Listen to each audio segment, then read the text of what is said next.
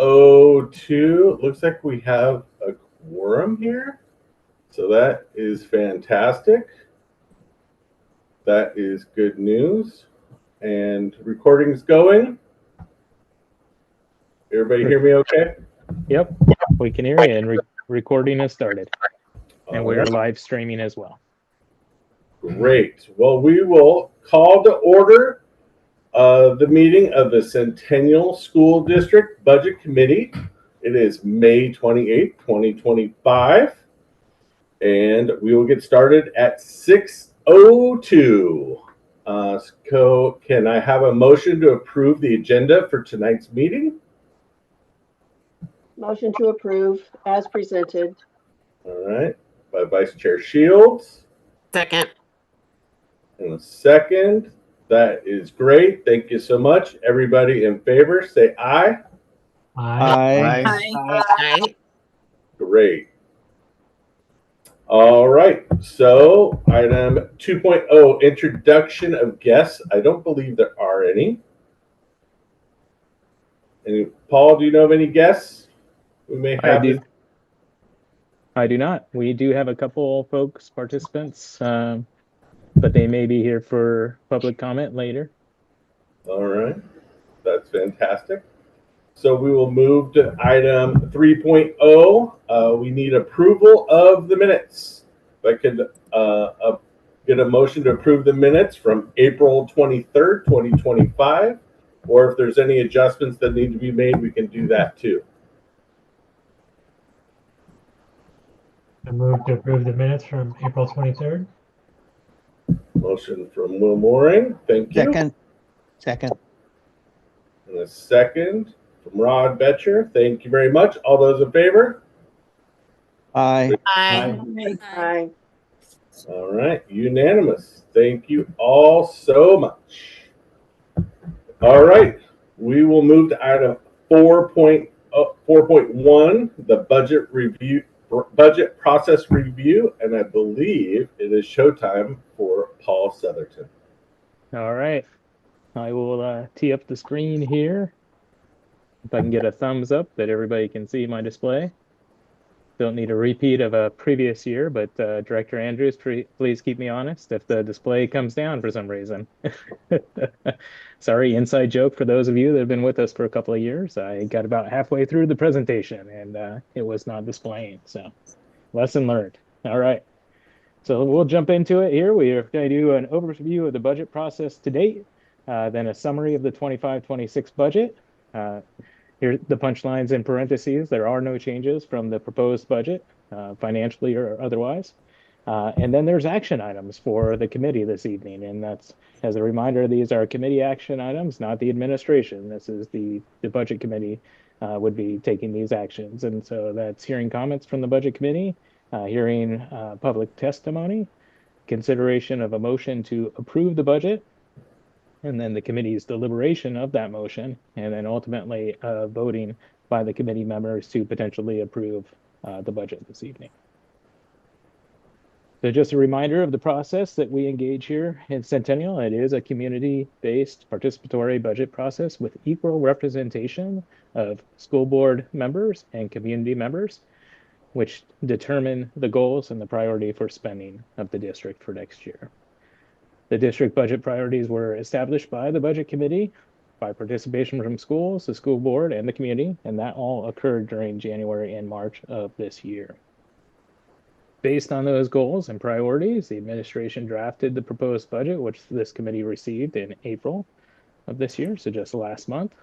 And then we had an opportunity to receive your feedback, your questions, provide clarification, and just provide you ample time to review the budget so you felt confident in your understanding of what was included in there and where the money was being directed. Tonight, the budget committee receives the budget again, this time the approved budget, hears testimony, deliberates, and then considers approving the updated budget. Again, there are no changes, so it's just the proposed budget, tax rate, bond collection amount.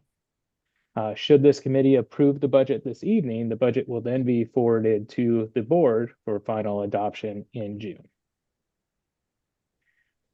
Just want to acknowledge the feedback, the questions, the engagement, the participation of our community, our staff, this committee. We received a lot of engagement, and this continues a recent trend of folks giving thoughtful review and consideration and asking questions of the budget, which is fantastic. We deeply appreciate it in the business office, and I know the school district at large really appreciates the thoughtful engagement and people turning the pages and digging into stuff and really being engaged with, how the district is proposing to spend the funds afforded to us by the state. So thank you all for that dedication and the time. I know it's a 200-page document and it's not easy reading. So just really appreciate the thoughtfulness and the time that you all put into that and our broader community at large. We believe the budget as proposed for you this evening, the 25-26 budget, is a very much a student-focused budget. It touches and supports all the goals of our strategic plan, including resulting in class sizes that are the same, or in some cases, even a little bit lower than last year, continues our supporting every student's belonging and well-being by continuing to support the district supports the school social workers, the 8th grade and 9th grade transition. We have the Native Hawaiian Pacific Islanders, Latina, O and X support grants. Additionally, insourcing our FLS or functional life skills classrooms, serving those students in district, which are our students, and just supporting, serving them in our community.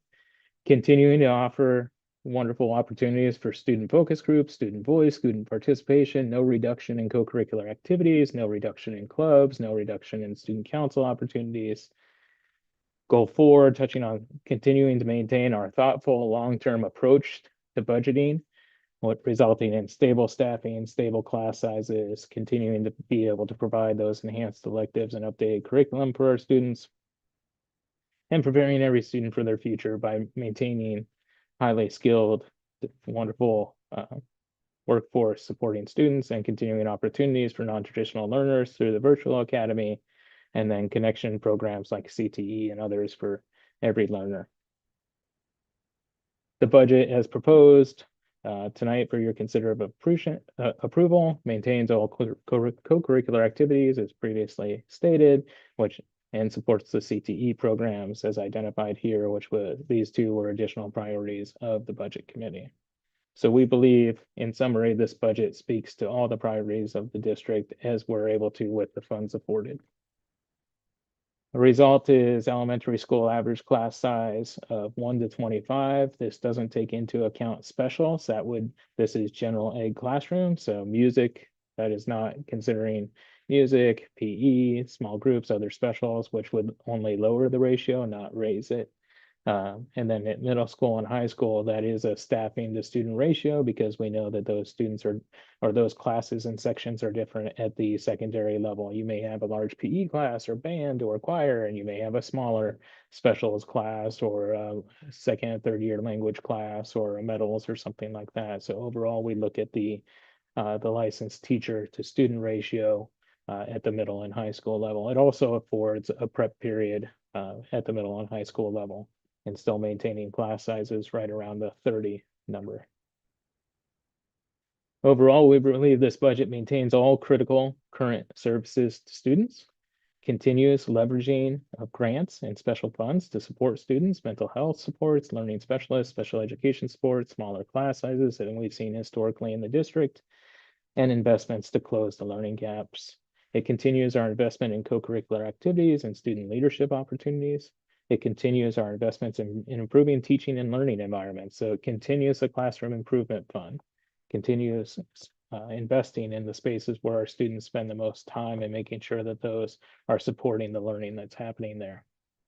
It does use $1.9 million of our ending fund balance. I want to highlight that that's as planned. Our fund balance is higher than anticipated. It's higher than the board adopted policy at this point in time. So we have a thoughtful plan to preserve the supports for students that other districts are not able to provide, or not able to continue. This is a thoughtful fund balance spend down plan over the next several years to get to a more normal fund balance. So it is a large number, and in other districts, that would be a cause for concern, but we're in stable financial position. And I believe that, our students need these supports, and that's why we're proposing this with this budget.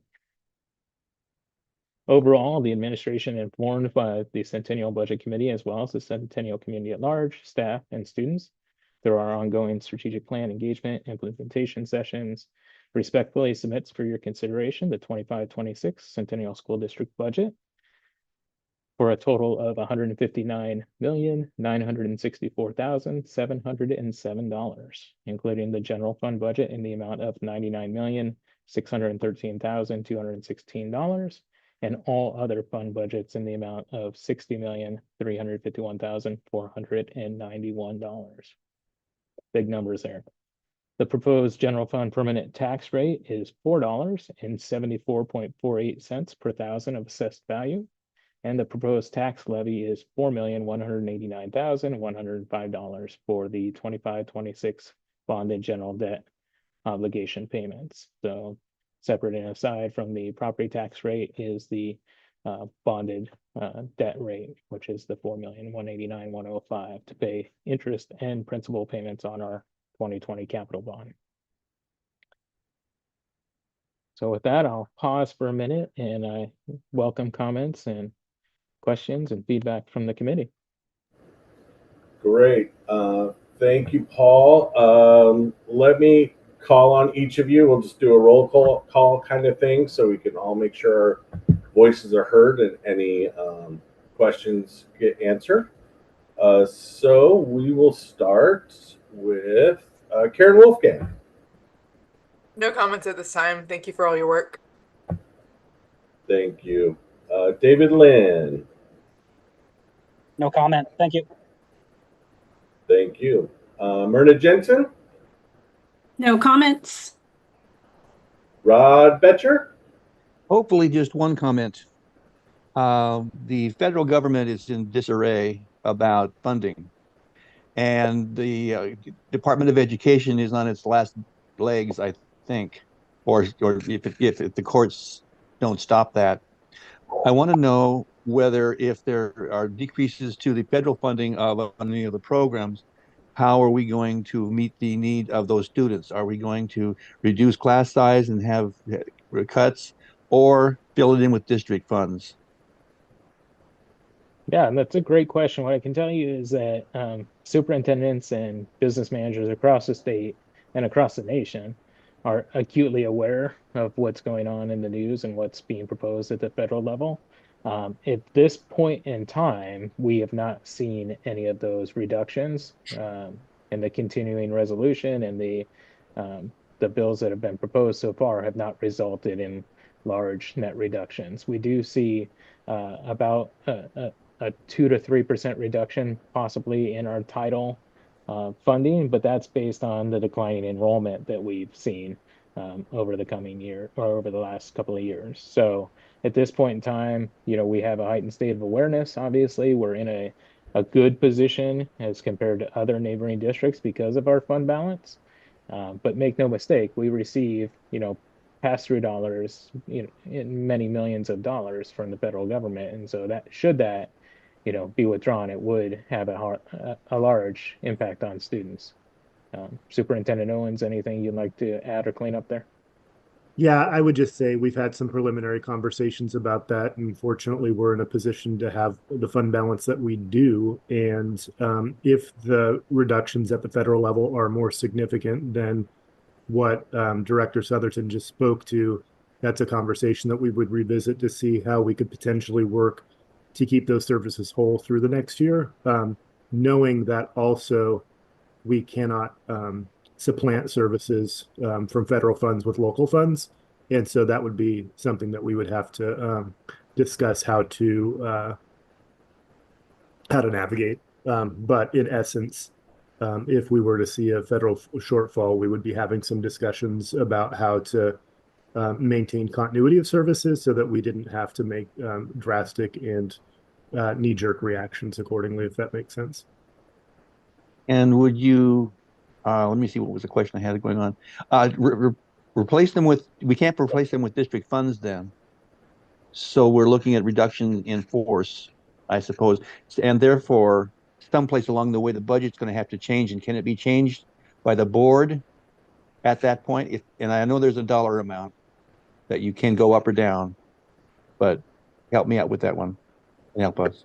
Yeah, essentially what you're raising is the concern of underspending, and that doesn't require a board action. It's only if we exceed our appropriation, if we overspend, that the board would have to take an action. Nonetheless, we would consult the board and inform the board should there be large changes or large reductions in funding. So, Director Callahan, you look like you were going to jump in with something.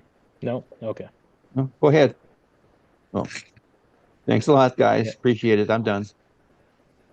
Thank you. you, Rod. Appreciate it. Michael Newman.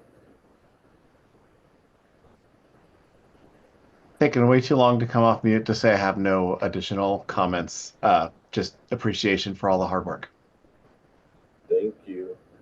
Claudia Andrews. Nice job, Director Southerton and team. Thank you very much. No comments. Thank you, Claudia. Will Mooring. Thank you. One, Director Southerton, if you could remind me and the group regarding the staffing levels and the impact that retaining all the services. I don't want to misspeak and say that in April's meeting or a different conversation, there were some minor reductions through phasing out vacant positions or bringing some contracts in-house. Could you just refresh my memory on that as it relates Certainly. to Yeah. Excellent question. So, due to lower enrollment, we do have a couple fewer positions, which is our typical process. We right size from year to year based on enrollment. So, should enrollment increase, we add. Should enrollment decrease, we cut, as that's how we're funded. So there were a couple of adjustments, as you probably noted on function 1111 of the general fund for elementary teachers, and then 1131 of the general fund for the high school level. Separate and aside to help close the gap between continuing the same services that we're providing this year with the services we're providing for next year, we did reduce and transition away from a couple of positions regarding freshman teaming, and then another position in regards to MTSS.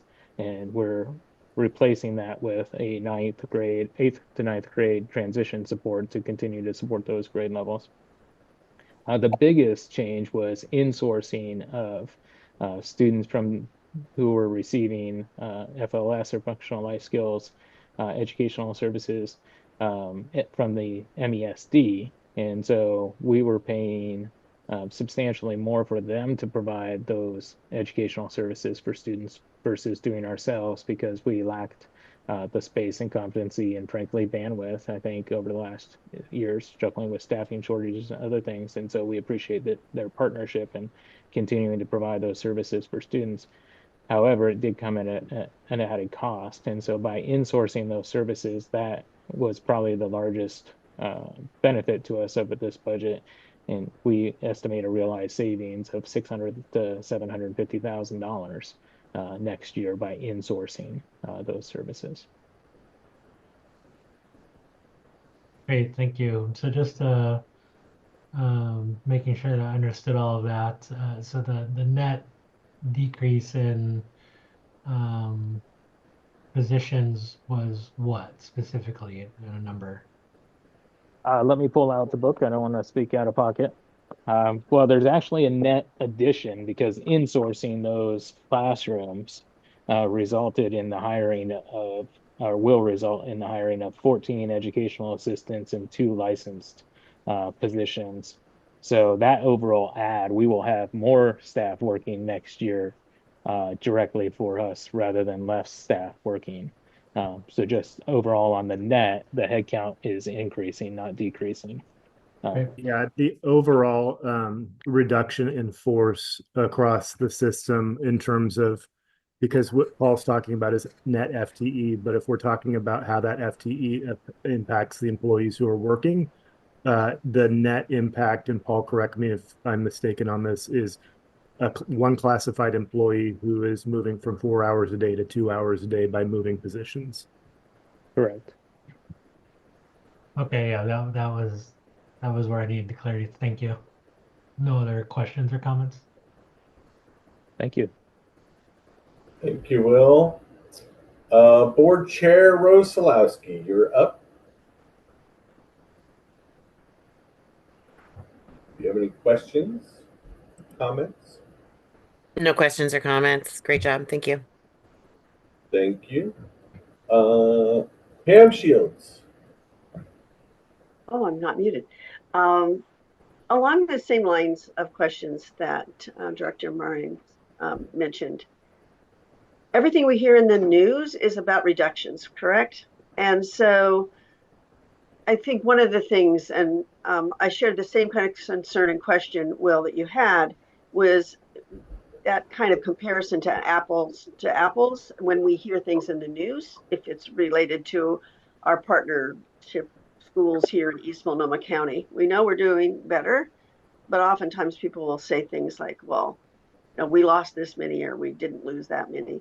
And I think messaging and having something to say specifically about staffing is important.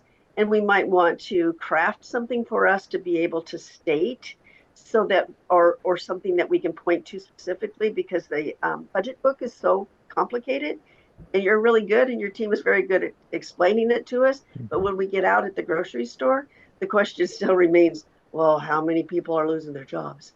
So if there's some kind of a crafting that we can be doing to help with our messaging out, that would be, I know that would be appreciated by me, because then I could literally, you know, refer to it and refer people to a location where our budget exists, which is on our website. So it's more of a suggested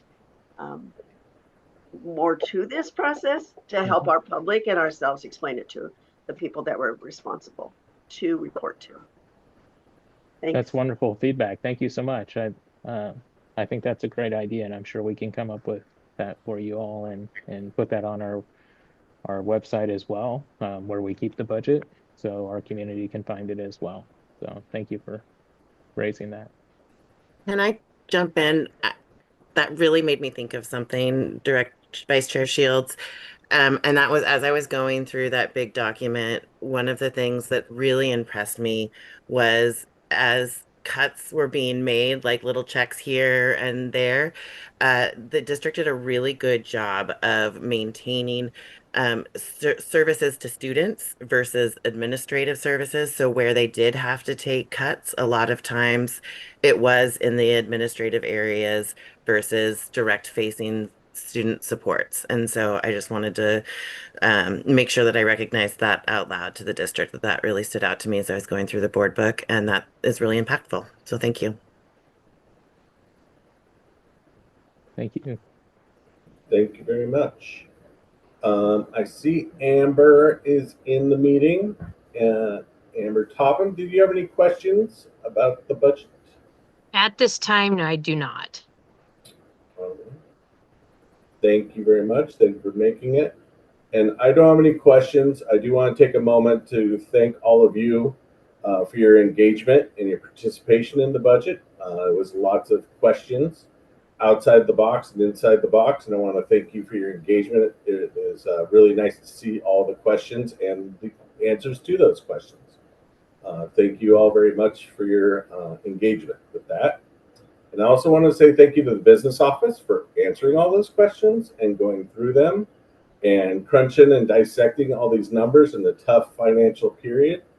And, you know, shaving where you can shave and knowing what you can't. So I wanted to send appreciation to all of you for that. Any last committee questions or comments before we move on to public testimony?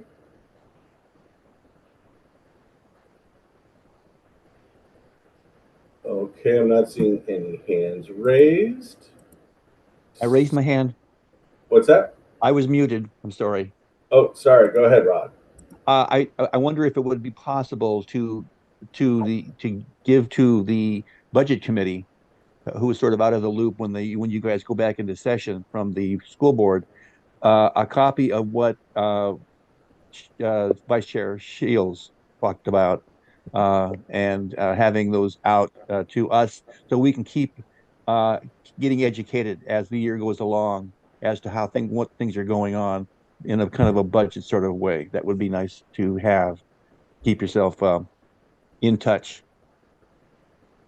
Yeah, absolutely. I think it's the intent of Chair Harden to continue our updates in the fall. That was a new thing we started this past year where we convened the budget committee in November. So after we had the start of the school year and we had the finalized results financially for this year, and we know what our funding is and for next year. So convening in November, and then keeping you up to date in between, I think is great. That's a nice cadence to be able to meet in November and then January and then April and May. It gives you 4 different kind of touch points throughout the year as funding and enrollment and adjustments happen. So I think that's Chair Harden's interest is continuing that. Chair, I don't mean to speak for you. No, you're absolutely right. The follow through is important to me. This is the second of 4 meetings during the budget season, as I call it. So by all means, everybody's participation in November is valuable. It is, I find value in seeing how the budget is versus what we plan for, because we really don't know how much exact money we're getting, which is a separate soapbox of mine. But that is a different challenge as I see it in our system and process that we need to follow. Anyone else? Any other hands raised? I don't see any. All right. With that, we will move to item 4.4, public testimony. I see a couple attendees, and feel free to raise your hands if you would like to comment or ask questions of if you have any public testimony, is the formal word for it. Please feel free. I see 3 attendees in.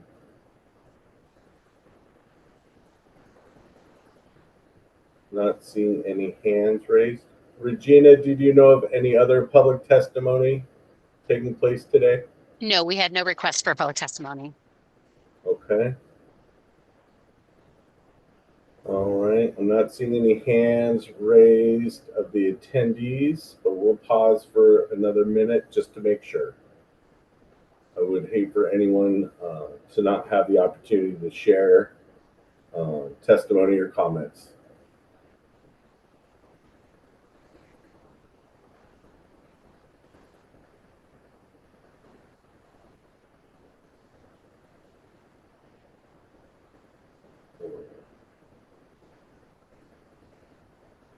All right. I think that's enough awkward silence.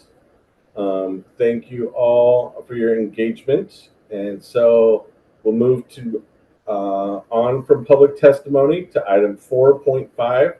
This is deliberation by the budget committee. This is an opportunity, kind of a open forum for us to discuss anything. Is there any other comments that anyone would like to share?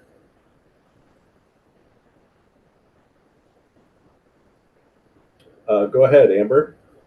I don't know if this pertains to anything, but I do want to do a shout out to signs being put up over at Pal Buttes in the back and front of the extension to the main yard, that it is not a dog park and that to please clean up after your pet and it's still a public school use.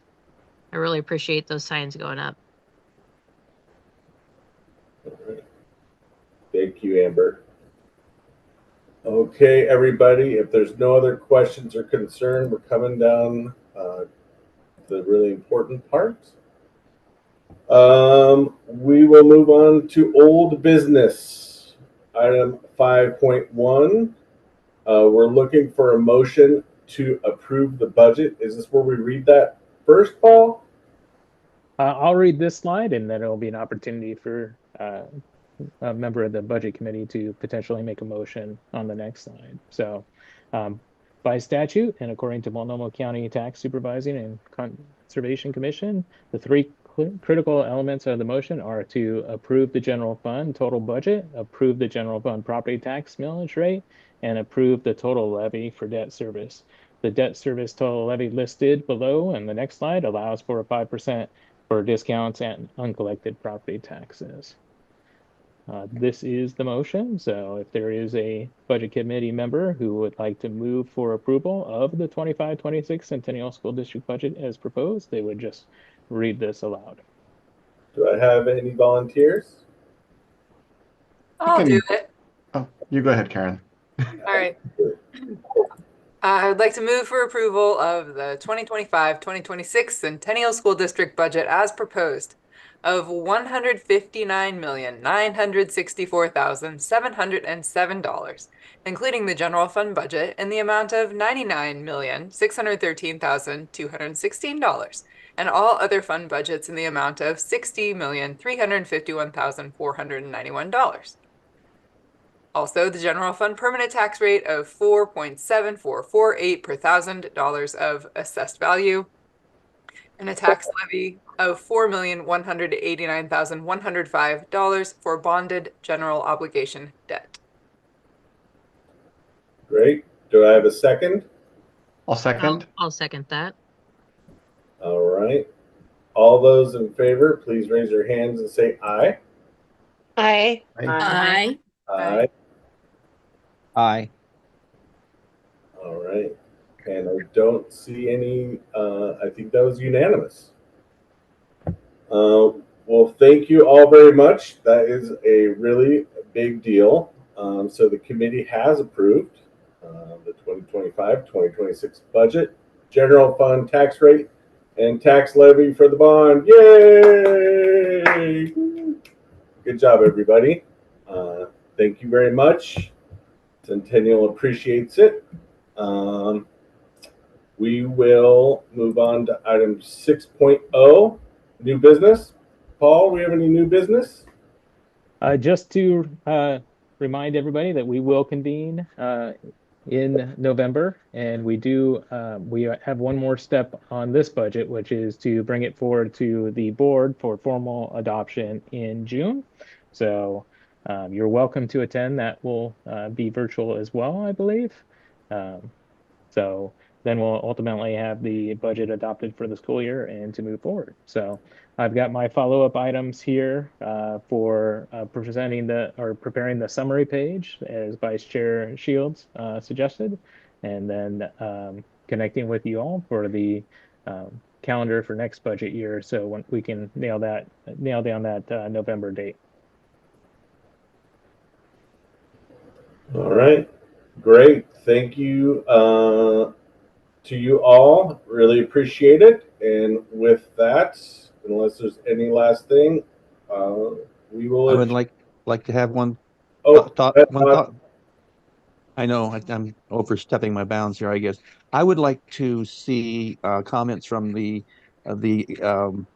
budget committee, those of us who are the citizenry, have comments about the process that as it unfolded this year, and so that we can keep contemporaneously moving forward with what information gets around to the people, how it's done, just how we worked. So I guess I would just ask that if anyone has any comments about that, not to be pejorative, but just to say this is what I would have liked to have seen. It would have made the budget more usable for me and that sort of thing. So anyway, that would be my thought, is just to allow comments to come in about how the process hit them. By all means, and if you have comments, you can send them to me, or you can send them to the budget@csd28j email address. Either way, we will make sure and get those issues brought up and addressed. Bros, Jess. What worked and what didn't work, and we're always looking to Find a great way for us all to stay engaged. Thank you, Rod. Anything else? All right. Thank you all. We will adjourn the meeting of the Centennial Budget Committee at 6:37. Thank you, everyone. Go team. Have a great. Appreciate you all. Thank you so much. Thank you. Bye.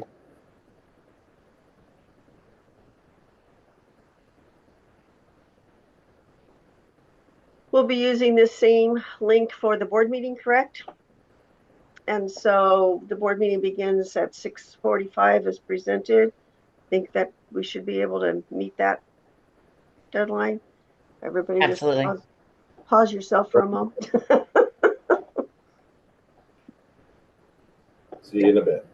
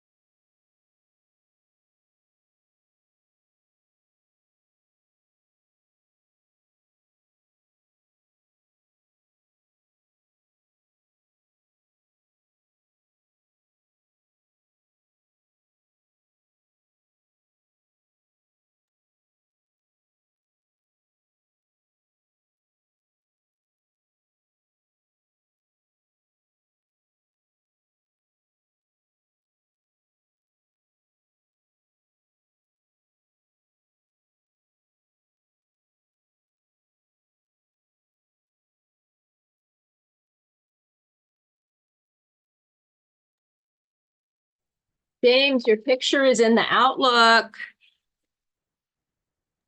I saw that. Christine shared that with me today. Yeah, cool, huh? My mom went running to the store, but they don't provide the print copies in the store anymore or as much. So she's going to have to get a subscription. Yeah, she can have mine though, because she won't get this version of it if she subscribes. Oh, I get see. it too.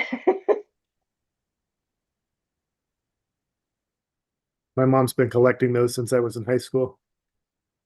Good on her. That's a good mom. The challenge is you collect these things for your kids thinking they're going to want them later. Apparently that's not true. I'm just finding that out. So I'm trying to clean out some closet space. How are we doing on time?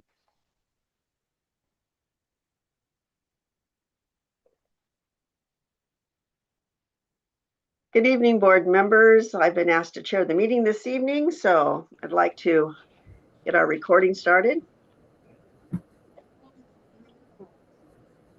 Good evening. This is the Centennial School Board meeting of May 28th at 6:45 p.m. This is a work session meeting.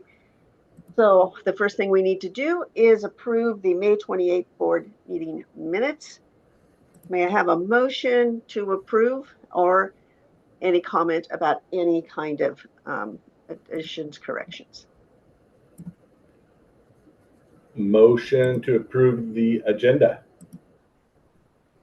Are we doing agenda or board meeting minutes? Agenda? You know, I said that I think I said board meeting agenda, but who knows? Okay, all right. So Jess, you're approving the agenda for this evening. And second on the agenda. Woohoo, got it. So whatever I did, let's approve the agenda. All those in favor indicate by saying aye and showing our hands. Aye. Aye. Aye. Thank you, everyone. We do not have any guests tonight. It looks like everyone the normal and customary. Yes, that's in attendance. And so I don't see anybody on my screen.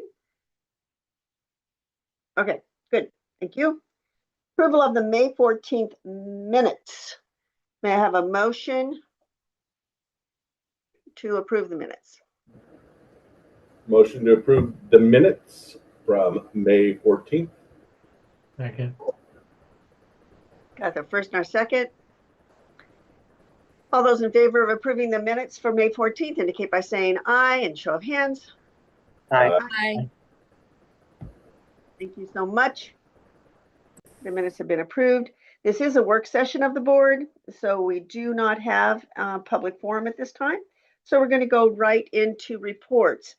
I'm going to assume we're going to stay in the order. So 5.1, Centennial Virtual Academy update. And I guess, do we start with Maureen or do we start with Superintendent Owens? Oh, let's start with me. Okay. Yeah, so we weren't having school reports this year, but as I believe I previously mentioned, with Centennial Virtual Academy being a new and innovative program within the last 5 years, and the board adopting only last year to maintain that into continuity, we thought it prudent to bring back an update after its first year of being established as a program in perpetuity, to be able to provide a report for the board, to be able to hear an update. So I have Director Callahan here, and I'm not sure if we have Dr. Ramberg available this evening or in the gallery. Nevertheless, we have Director Callahan who will represent half or all of that report. Thank you, Superintendent Owens. I believe Dr. Ramberg is here. Okay. He's not here. He's not in the waiting room now, but he was planning on coming. I did confirm that with him earlier this week. Okay. Let me see here. Missy, can you project his slide deck? I can get us started here.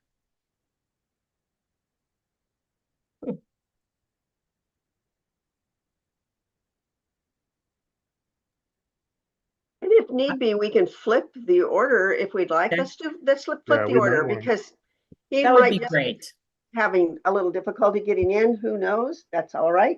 So would Dr. Kasuda for Roadmap 27 end of year update and District Department Improvement Plan report. Be ready to go. Where are you? There you are. Yes, I am. I'm ready to go. All right, thank you. And again, Superintendent Owens, if you want to introduce anything before Dr. Kasuda gets started. Yes, thank you. I'll cue this one up as well. So we have, as was mentioned, an end of year update and a district department improvement plan report.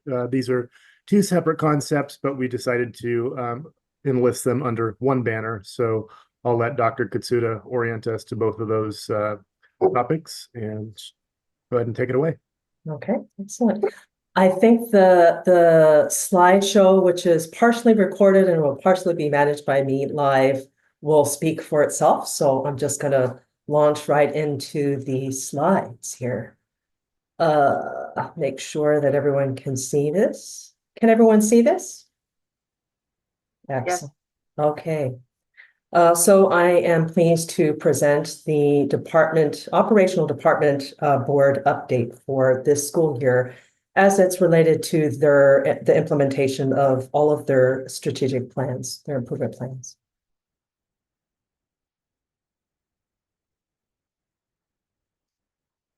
Hi, my name is Tasha Katsuda, and I serve as the Assistant Superintendent of Centennial School District. It is my pleasure to introduce the progress report on the District Operational Department Improvement Plan priorities. Guided by our district strategic plan, Roadmap 27, we have embarked on a comprehensive process of evaluation, goal setting, and continuous improvement across all departments. This work is essential as both operational and instructional departments provide the critical service supports and systems that shape and enhance the learning experiences of every student in our district.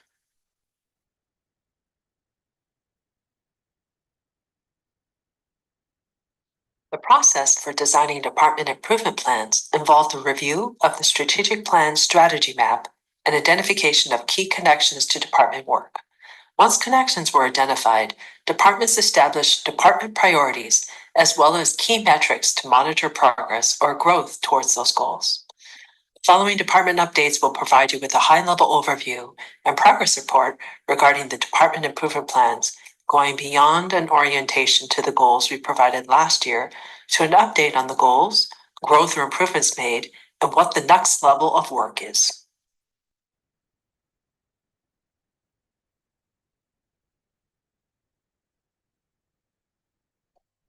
Hi, my name is Suzanne Cummings, and this has been my first school year with Centennial School District, serving as the Assistant Director of Transportation. Our team of 35 is a dedicated, hardworking, and collaborative group.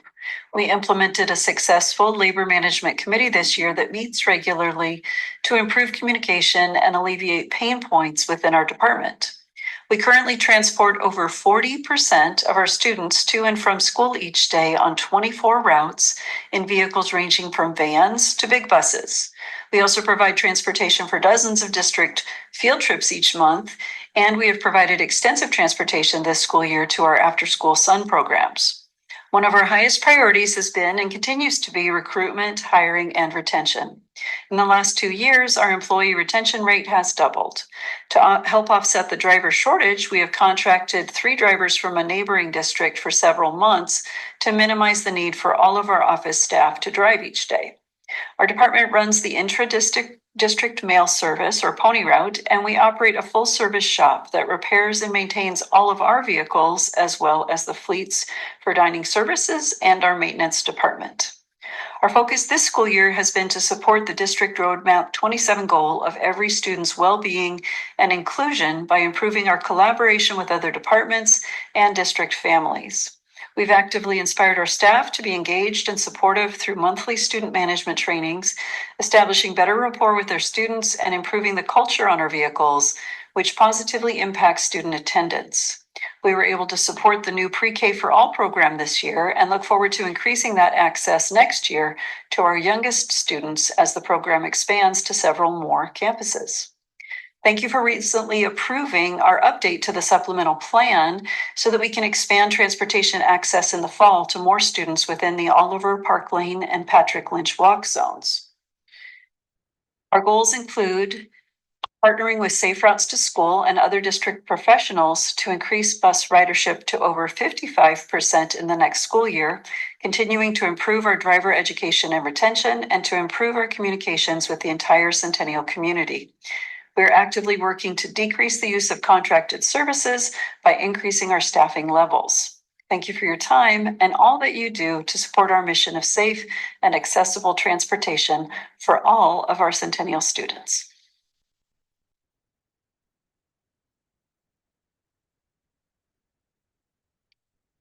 Good evening. I'm Kim Burns, and I have the honor of directing the incredible team of dining and nutrition services here at Centennial.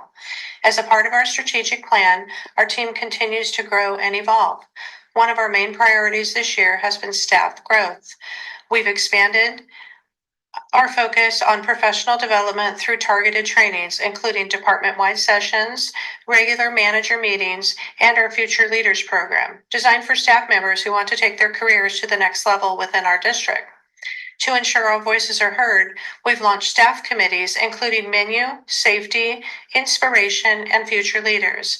These groups are shaping real decisions made here and building leadership across our department. Another key priority has been stakeholder engagement. This year, our coordinator met directly with students at every school site to gather feedback on their meal needs and their preferences. We've also partnered closely with our SUN program to expand after-school and summer meal offerings. Our WOW, Working on Wellness Committee, hosted another successful event in February, bringing district-wide wellness awareness and activities to staff across the board through the implementation of 2 wellness grants. Finally, we're proud of the work we've done to provide culturally responsive and locally sourced meals this year.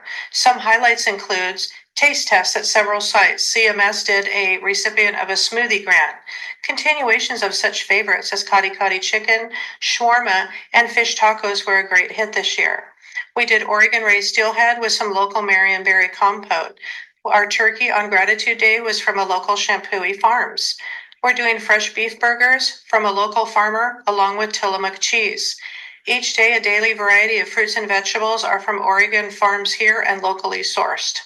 These offerings not only support our local agriculture, but also reflect our commitment to culturally inclusive, high-quality meals for our students here at Centennial.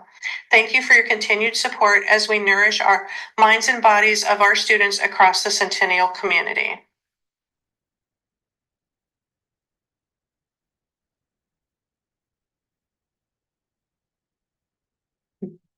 Hello, my name is Tina Caverhill, and I am the Payroll and Benefits Director for the Centennial School District. I have been with the district since 2009. I'm one of 9 staff members that work in the Business Services Department that are available year-round to provide accounting services for the school district and staff members during the hours of 7:30 to 4:30. Some of the services we provide are accounts payable, accounts receivable, district budgeting, full service staff, payroll, benefits, and additional services for the district's current 850 employees, which could include full-time, part-time, and seasonal staff members. We've been working toward the development and processes for implementation of training materials for the departments and the buildings to help each building and department navigate financial matters successfully. In addition, we have completed training for new staff, attended workshops, and training meetings, and are developing training guides, which will be available electronically or hard copy for staff to have easy access to information and procedures. The Business Services Department is also in the process of implementing a new payroll software that will work with our accounting software and a small test group now, further testing over the summer, and a goal of full use for all staff members, buildings, and operational departments when the new school year begins. The new software will streamline the process, eliminate paper timekeeping, record and process payroll information clearly and accurately. This will reduce the time it takes employees to complete payroll duties while assuring accuracy and transparency. The Business Service Office is committed to being a supportive part of the district and always available to our staff members, vendors, and to our community to answer questions, provide information, and give outstanding service.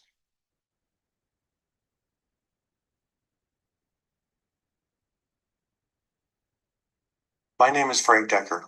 As I wrap up my 13th year as Technology Director here at Centennial, I'm proud to report that the IT department continues to provide outstanding service to teachers, staff, and students.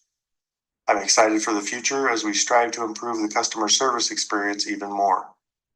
This year, we maintained a network uptime of over 99% and a monthly service level above 95%. One of our primary focuses this year was building out our new Synergy Analytics tool through a multi-level pilot. This has been entirely successful, and we have now rolled out this amazing tool to all our district administrators, principals, secretaries, and more. We also added a new position this year, a digital content support specialist, to complement the curriculum department's new technology TOSA position. This expands and streamlines online application support for our teachers and staff to ensure that they get the access and support they need promptly. As we head into summer and the next school year, we are confident that we will successfully navigate new challenges like AI in education and issues with student Chromebook devices. Our team is professional, dedicated, and prepared to meet the challenges to come. Thank you.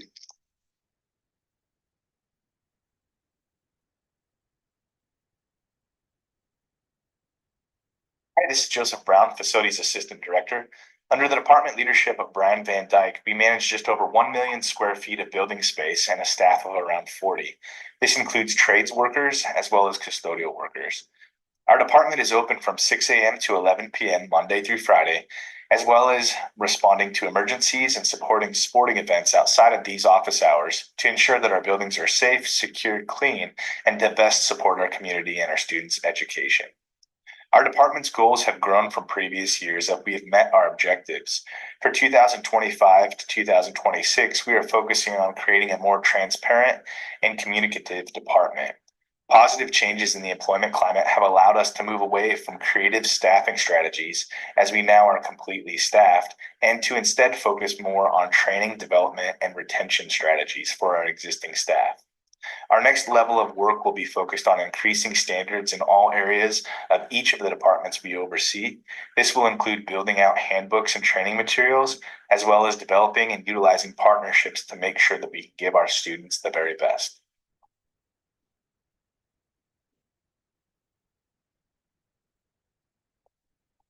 Hey everyone, my name is Neil O'Donnell. I am the District Safety and Security Coordinator for Centennial. This year, the Safety and Security Department's improvement priorities were to improve the flow of communication, to increase our training opportunities for our team, to support our students in all our schools at all levels, to focus on the team being seen, known, and heard, to implement our search policy, and finally to onboard a new Safe Routes to School coordinator. To make these improvements, our department started by first looking at the name of our individuals on our campus safety team and changing the name from Campus Security Officer to Campus Safety Liaison, thus putting a focus on safety in our schools. Our Campus Safety Liaisons being a trusted adult to our students, being able to build rapport, being able to listen, being able to help with repair and create resolution. We also increased our training by offering a full week of training in August for our campus safety team and additional training throughout the year on topics such as equity, de-escalation, and scenario-based training. We put a focus on rapport building with our students, knowing our students by name and meeting them where they are at. And as I also said, we brought on a brand new Safe Routes to School coordinator who has hit the ground running, has began to build our program to be a model out here in East County that we can hope to share with our neighboring districts. As we look to our next level of work, we look at being able to complete the manual that has been built for our campus safety liaison team to continue to build on the training opportunities for them. And for our Safe Routes to School program, we hope to continue to focus on the goals that are within our grant, and finally, to create our own Safe Routes to School webpage for Centennial School District.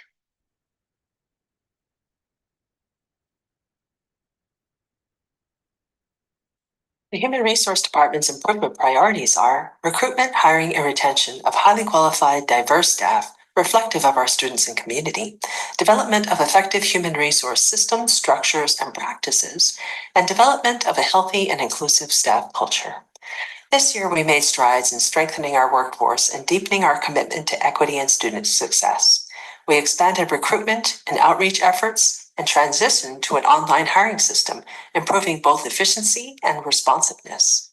We also increased targeted instructional coaching for new teachers, sustained staff affinity groups, and facilitated monthly professional development for all staff centered on foundational equity principles and now shifting toward real-world application in our classrooms and community engagement.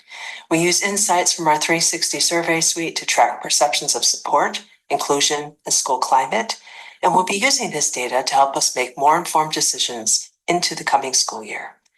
We're especially proud to continue developing our educator pathway for students of color at Centennial High School.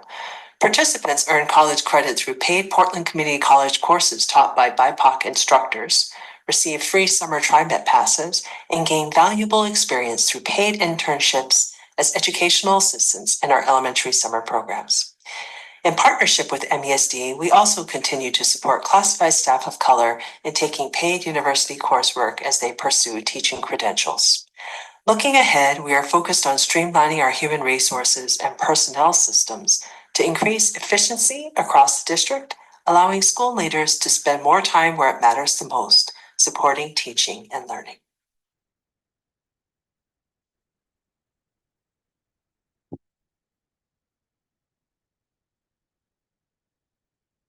This year, both members of the communications department were new to the district. As such, our department's improvement priorities were focused on observing and continuing ongoing work, while identifying areas for growth or refinement. First, our top priority was to support the ongoing implementation of the Roadmap 27 strategic plan, with a specific emphasis on raising awareness of the Year 2 focus areas. Next, our department worked to improve and refine communication strategies already in use by the district. This included critical updates to district and school websites, improving user experience, functionality, and accessibility, as well as improving the overall functionality of the Parent Square experience for staff and administrators.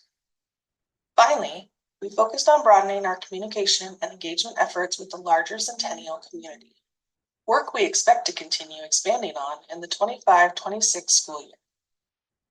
To make improvements, our department worked with schools and departments to identify needs at all levels and to address those needs through an approach focused on problem solving, responsiveness, research of both past practice and best practices, and collaboration. Our next level of work will include 3 major areas. First, we will use targeted staff training and coaching to expand the communication skills and capacity at the school level, supporting the work that school teams do to engage their own communities of stakeholders. Second, we will focus on even deeper collaboration with district departments to elevate the strategic work happening district-wide.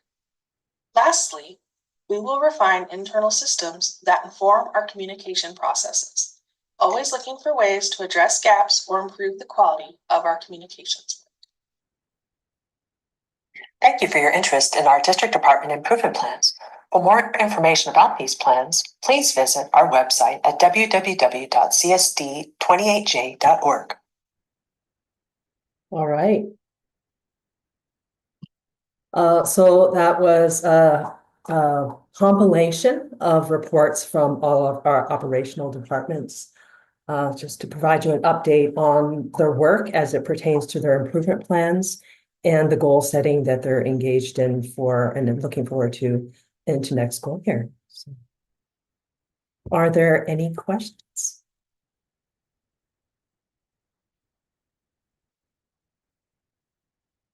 It was fun to hear everyone's voice. I very much enjoyed having people comment about what they are doing in their department, using their voice about what they have been doing and what their goals are to improve. So I appreciated that approach. Not that you don't give really good reports, you do, but it's just nice to hear it from each individual. Yeah, and I really appreciate, even though I didn't request this because we were trying to keep it short, an overview of their work and what it looks like, how many people in their department. We often don't share that. So people really don't know the scope and depth of the work that our various operational departments are engaged in. And so there will be a recording of this on the district website on the strategic plan page, hopefully next to last year's report, so people can see the progress we made. Thank you. Other board members, comments, questions? You're good? I'm looking around. Looks like you're good. Great work. Thank you. Thank you, Dr. Casita.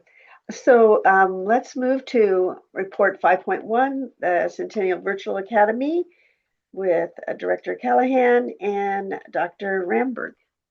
Looks like we've got Dr. Ramberg with us, and it looks like he might be still in the office unless he liked the Centennial paint palette so much he painted an accent wall in his house the same color. What if it's both, Mr. Owens? So I want to just kind of start off by saying in the past 3 years and under Dr. Ramberg's leadership, Centennial Virtual Academy continues to evolve and adapt its program to align with Roadmap 27 and to meet the community needs. So with that, I'm going to hand that off so Dr. Ramberg can lead this report. Fantastic. Thank you, Mo. Get you all to the presentation here.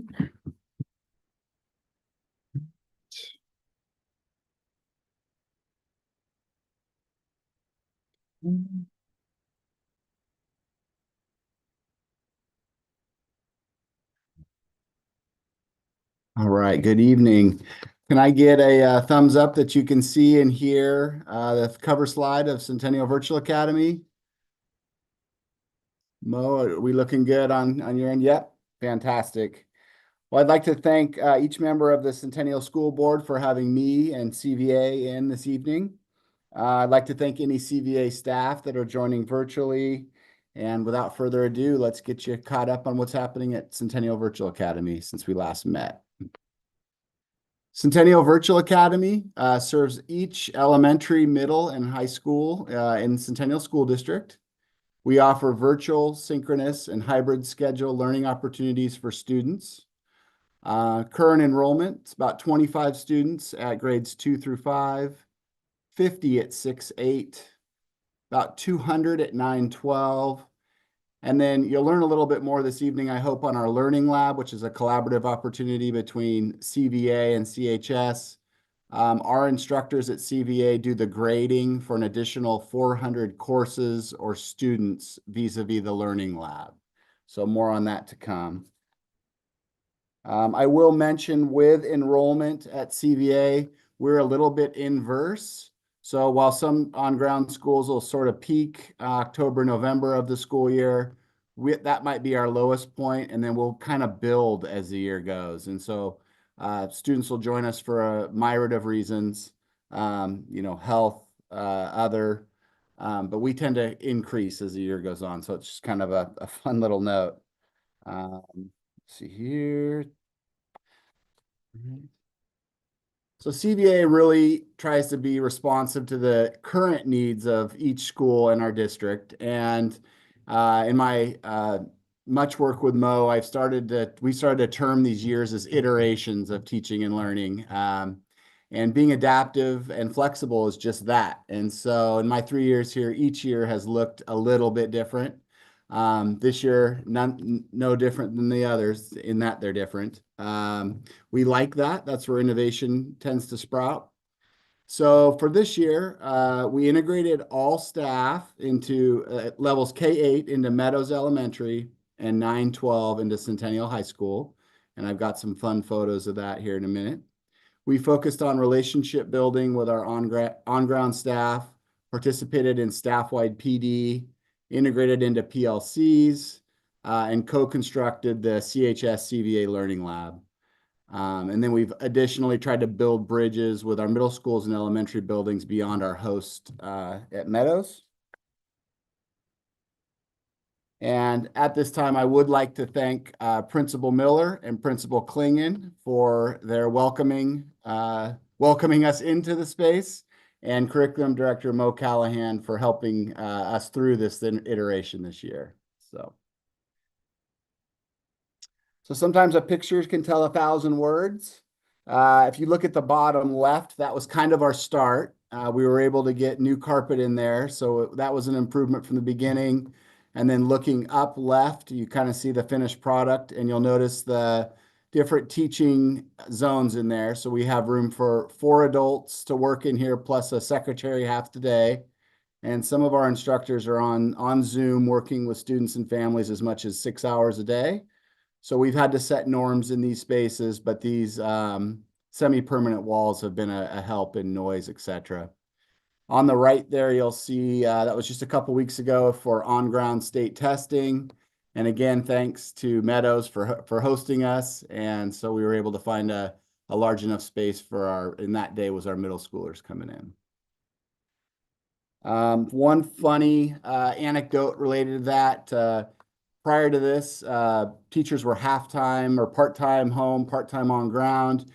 When they came in, you know, there was a lot of grumbling about the space and these details. And then at the mid-year evaluations, I intentionally asked everybody, and amazingly better warm. And now at this point, teachers will often say they're very protective of their cubby and enjoy their cubby. You'll see in the next slide, the high schools, they've kind of personalized them, and it's really went well and been an increase in morale from the start of the year. So I consider that a success. So here we have 2 room conversions that happened at the high school. We'll start there at the lower left. That was formerly an electronics lab. For those of you that have been around, that was the cleaned out version there. So looking ready to go. We converted those student desks, you'll see there at the lower left, looking up to kind of the finished product. We've got a nice table for staff meetings and other families coming in. And then each teacher's got a little section of that student work area towards the back. Moving over to the right, the before picture is lower. Pretty traditional classroom, a little bit cluttered. And so we asked students what they would want in a learning space or a learning lab. And one of the themes that kind of emerged was, I'd like to do schoolwork in an Apple store. And so we did the best we could. We raised the table, got high chairs. We've got some more coming in terms of noise dampening in that space. It's very echoey, but the kids really like the space, and it feels different than any other classroom at CHS. And so it's kind of been a nice addition. Highlights in student voice. K-5, we are proud to see our student survey data at 91% in areas of belonging. Our star reading is looking good at 70% at benchmark. 6-8 attendance has been a real strength. They've glommed onto that instructor. I think she has almost 90% attending daily advisory. That's a new feature that we offered this year. And we've been working on critical literacy standards across our core areas there. 9-12, less D's and F's in trimester 2 with an increased number of students and a focus on star reading and critical lit standards. Last year, we had a 91% grad rate, and that was for students that were enrolled with us for 2 or more terms. So I like to say that CVA, particularly at the high school level, is one of the only places that you can go to bend the time continuum. So in other words, if you've got more credits than trimesters will offer, that's one area where we tend to get involved and help them to earn those credits to walk across the stage. Student voice, I love these. Our 2nd to 5th graders, we asked for some feedback in preparation for this. They enjoy Zoom, drawing, and fun Fridays. This one's kind of my favorite. I like math. I like adding 2-digit numbers with 1-digit numbers. My anxiety's not through the roof when doing school with CVA from home. Up to the high school, middle high school, mentally doing better online than on ground. I enjoy school events, the CVA Welcome Back event, and I can get more work done and can have a job, being able to be flexible in school and work. Similarly, I asked staff for some feedback on what's going well and what you all might want to hear in terms of progress and successes. At the K-5 level, I've noticed an increase in 4th and 5th grade participation during Zoom, increase in attendance consistency over the year, with an increase in students asking for help, and knowing Ms. Regale, she's worked really hard on complement student to student and setting the tone and working on SEL with with the K-5ers. 612, meeting with individual students and families to help them create a plan for success in our CVA program. More students passing than in previous trimesters, making progress. And I was going to mention on that one, it kind of speaks to the customized learning experience that we really work hard to offer our students. So if you've got a customized need, we really try to be a customized solution for you. Lastly, this year has been focused on building stronger foundation for student success through relationship building, data-informed decision-making, and collaborative professional learning with the CHS staff. So kind of working on that integration piece. Our next phase of work, continued work in literacy and core skill development. We've really liked the regular synchronous learning opportunities. We're doing daily advisory at each level. That's going well. And then continued focus on connecting and relationship building, including SEL. Providing our students and caregivers more academic rigor combined with excellent communication. And then in-person access to instructors. So if you look at that, continued development of the CHS CVA Learning Lab, including CHS students being able to go off-site and access curriculum, and see online learners to come on-site and access adult support. So that's kind of where our next phase is, to kind of hone in that hybrid of both. And then lastly, work in collaboration with curriculum and student learning to increase our learning, response, and implementation of effective educational use of AI. That is something that we are on the front lines of that work, and I've got the right team with us to implement that successfully, I think. That is a really busy year condensed, so thank you. And I'd like to ask if there's any questions. So board members, if you just want to, yeah, Jess is doing that. Raise your hand. So Jess and Claudia, please start us out. Jess? Thanks for the presentation. Great job. I appreciate it. So the student count is roughly 275 across the district, 25 elementary, 50 middle, and 200 at the high school. Yep. How many students go through it in the hybrid form? Like maybe in the high school, like one class or two classes. How many students are going through it? Yeah. If you don't consider Learning Lab learners hybrid, right? They're scheduling a class, arriving to that room, the Apple Store room, and doing a class. If you don't consider those learners as hybrid, even though they're technically hybrid, we've got probably 20, low 20s. I think we've got the potential to serve many more. What I've thought about it, particularly at the 9-12 level, is that approval and revocation of approval, you need to make sure that they are capable to do that. You're loosening up the reins for them to do that work, which is possible, but it shouldn't be a granted right for everybody. They got to prove the ability to responsibly do so. So checking in, checking out, that kind of thing. Does that make sense? So if a student were to take an elective, they have to be approved to take that elective CVA? If they wanted to, no. If they could sit in the Learning Lab and do it easy peasy, they could enroll full-time and do it without approval. But if they wanted to, say, check into the Learning Lab and leave campus to go to work and then finish that work later, I think we would want to make sure they're responsible academically enough to do that. Does that make sense? Yes. Okay. Thank you. Yeah. Claudia? Thanks for the presentation. I was kind of curious how many students you're going to graduate this year. Oh, good question. We have, I think it'll be 76 or 80 right in there. Yeah. Thank you. Yeah, you bet. Other board members, David, Will, Rose?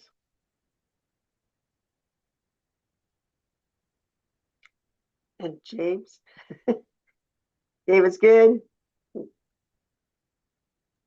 Not hearing anything else? Good. Yes. Oh, Rose, are you there? Just all good. Thank you so much for the presentation. That's great. You bet. Superintendent Owens. Thanks for the report, Dr. Ramberg. And like you said, a picture is worth 1,000 words. So I appreciate the incorporation of the visuals so that we can get a deeper aspect in terms of what it looks like on ground. You and I have talked about this a little bit before, and so I don't mean to put you on the spot in a public setting. But as we look at the enrollment in primary grades in particular, and we roll up K and 1 to next year to K1, 2, potentially not having any students enrolled, the question is, what do you see as the feasibility of continuing to offer those grade levels if we don't have enrollment? Or what if we have one off enrollment and we have one kindergartner, but not any other in the primary grades, and you have one teacher that's on the K-8 span? I was wondering if you're comfortable speaking to that at this point. I am, and thank you for asking that. So one of the things that I had in my notes and I didn't mention is Edgenuity provides curriculum at grade level, reading level. So as you get up to 9-12, if folks, they can have the content, but they've got to be reading on track. And so, we need to kind of prioritize K2 on ground with an effort to do that, given our limited enrollment and an importance of learning to read first on ground. We will as of next year and continued, should you choose, to continue to have the ability to enable K2, but in order to be fiscally responsible, we'll monitor that demand and maintain the ability to do so. But ideally, we'd love our K2s to come on ground and get some of that foundational reading established. Does that answer your question?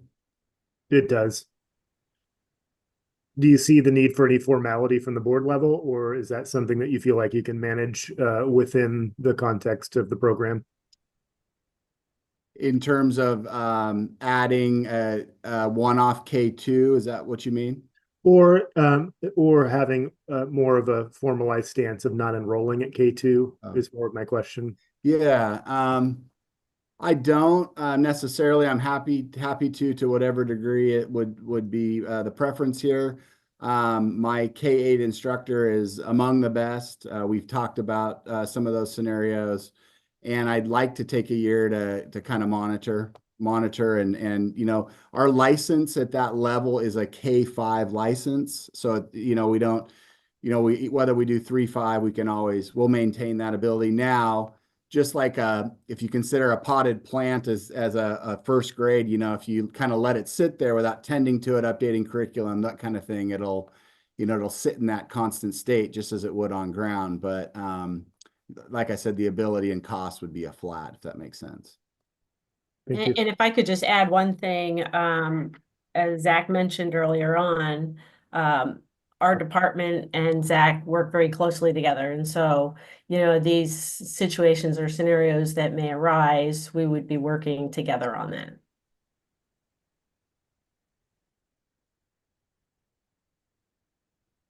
I do have a question about space. So does everyone, if I come into a building, do I come into the same space, even if I'm the sixth grader? Oh.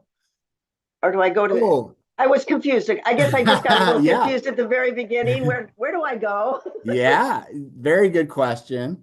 So if you are a kinder through 8th grade or a 3rd through 8th grade next year, you will come to Meadows Elementary, and we are working with them to refine those policies and practices. But as you saw in the state testing photo, those were middle schoolers at Meadows in the beautiful new gym. Thank you. So yeah, that'll be your home base. And then 9-12 is really appropriately and graciously right there at CHS. So that is a buzzing room. I had to go in there at 5 o'clock to get it empty to take those photos. So it's constant. And this might be a question then for Director Southerton. We have maintained money in the budget for classroom improvements, et cetera. Are we doing as we look at CVA and maybe the unique needs that they have that are maybe different than what our other programming is how do you incorporate something like a CVA programming into our building and our class improvements? That boggles me a bit. I'm sorry, Vice Chair Shield, my audio cut out for that last kind of 15 seconds or so. I got the first part of the. Yeah, I just want to know how, I know you are on a continuous improvement. And so how does something like a CVA that is moving, changing, iterative, whatever that word was, right? How do we deal with that in the budget? Yeah, I think that's a great question. At this point in time, the changes that's been expressed to the board this evening in the report regarding K2 has been incorporated into the model for funding for next year.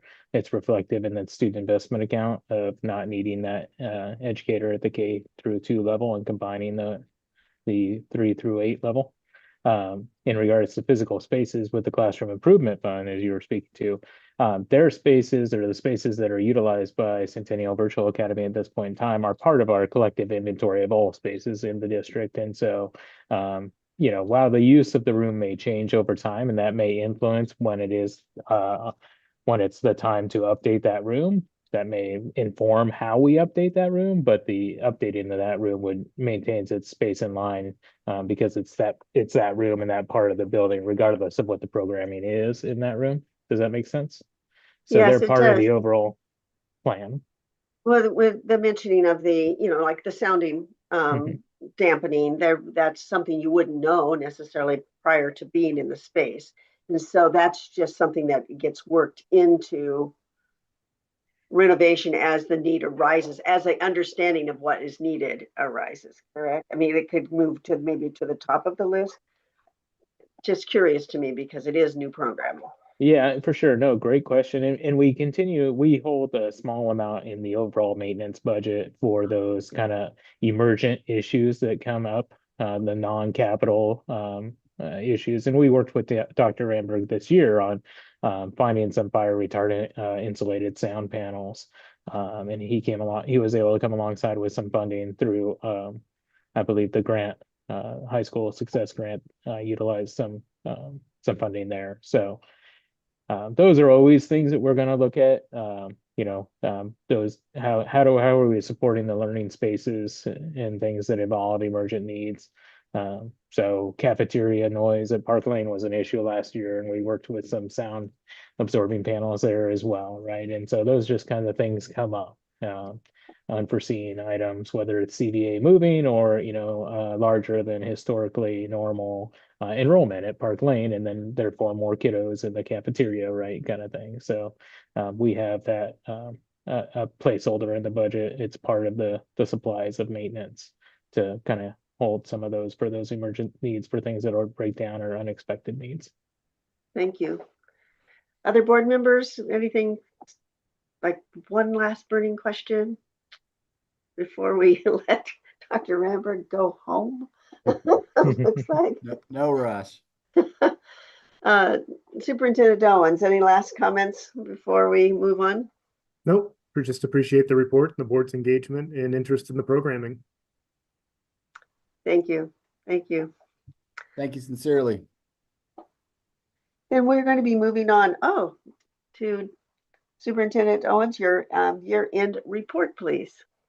All right. I usually like to tell you what size of report you're in for, and all I can say is buckle up. We've got it's the end of the year, so there's a lot to recap. So hopefully it's at least a fun ride.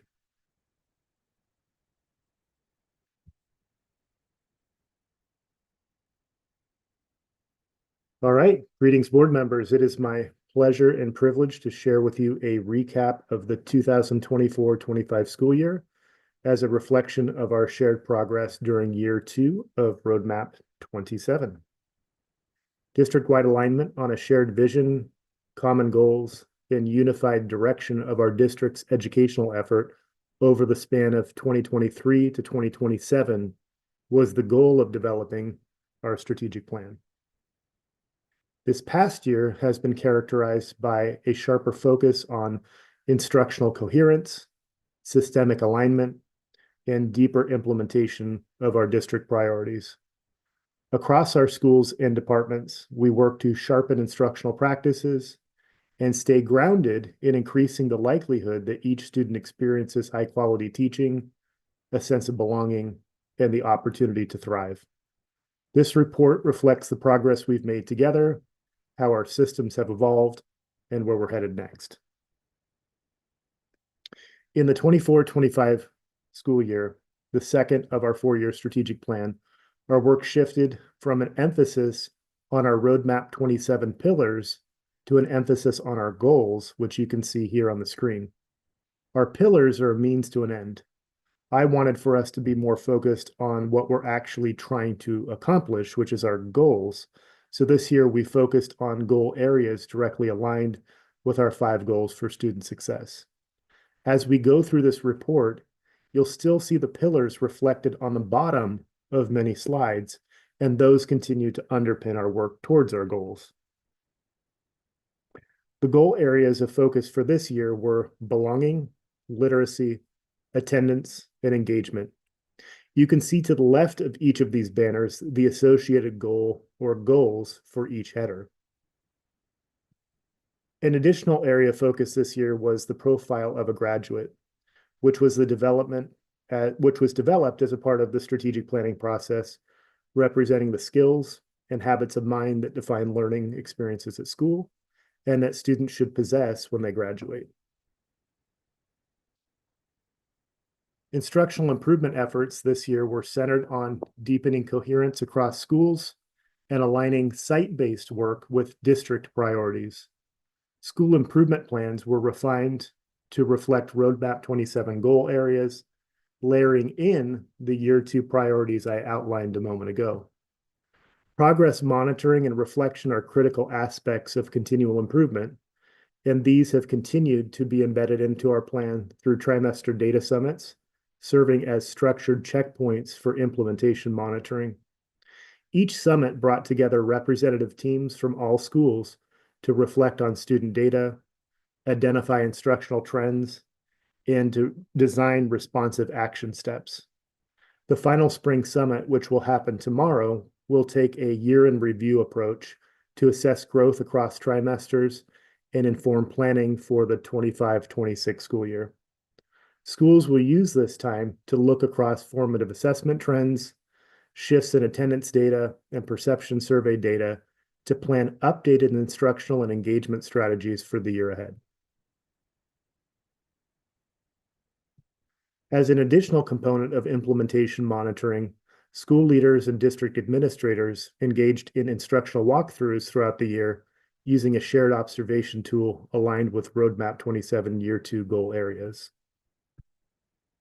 Literacy was established as a foundational priority across our pre-K to 12 system. Through implementation of our literacy framework, professional learning communities, or PLCs, focused on designing instruction with multiple entry points into grade level content and explicit connections to students' language, identity, and interests. To support our instructional efforts, we also began implementation of critical content standards, a 2023 equity audit recommendation. Each grade level or content team identified 2 priority standards to prioritize for deep understanding and student mastery. Leadership teams played a key role in modeling this process, using protocols to unpack what proficient student work would look like, then using that clarity to adjust lesson plans and assessments. Collaborative learning through professional learning communities has matured this year. Schools used common planning time to shift away from isolated lesson planning towards shared development of core learning experiences, aligned assessments, and calibration of success criteria. Instructional clarity emerged as a key emphasis area this year. Teams used backward planning methods to identify clear learning intentions, to develop scaffolds, and to design purposeful talk and writing tasks. Work in this area helped increase student engagement and understanding. This kind of instructional coherence remains central to improving learning outcomes system-wide. In 24-25, we took deliberate steps to deepen our commitment to belonging and engagement for each student. Responsive classroom practices continued across elementary and middle schools, with new staff receiving foundational training and school teams reinforcing consistent expectations and routines. We elevated our attention to student attendance this year in an effort to improve connection and to reduce chronic absenteeism. Schools implemented routines and relationship building practices to promote regular attendance. Strategies included regular data review and leadership meetings, direct communication with families, check-in, check-out routines with staff mentors, and school-wide celebrations tied to attendance milestones. On the screen here, you might wonder why you're looking at a pink blow-up doll, and that is part of Principal Lisa Klingen at Meadows' master plan of FOMO, of kids having a fear of missing out by how fun school is and what sort of surprises are behind each day. And you might think that's kind of a wild strategy, or at least I did, but she's seeing the best results we have as a district with that sort of engagement. Roadmap 27 addresses the district as a system, so improvement extends beyond our school buildings into our departments that support them.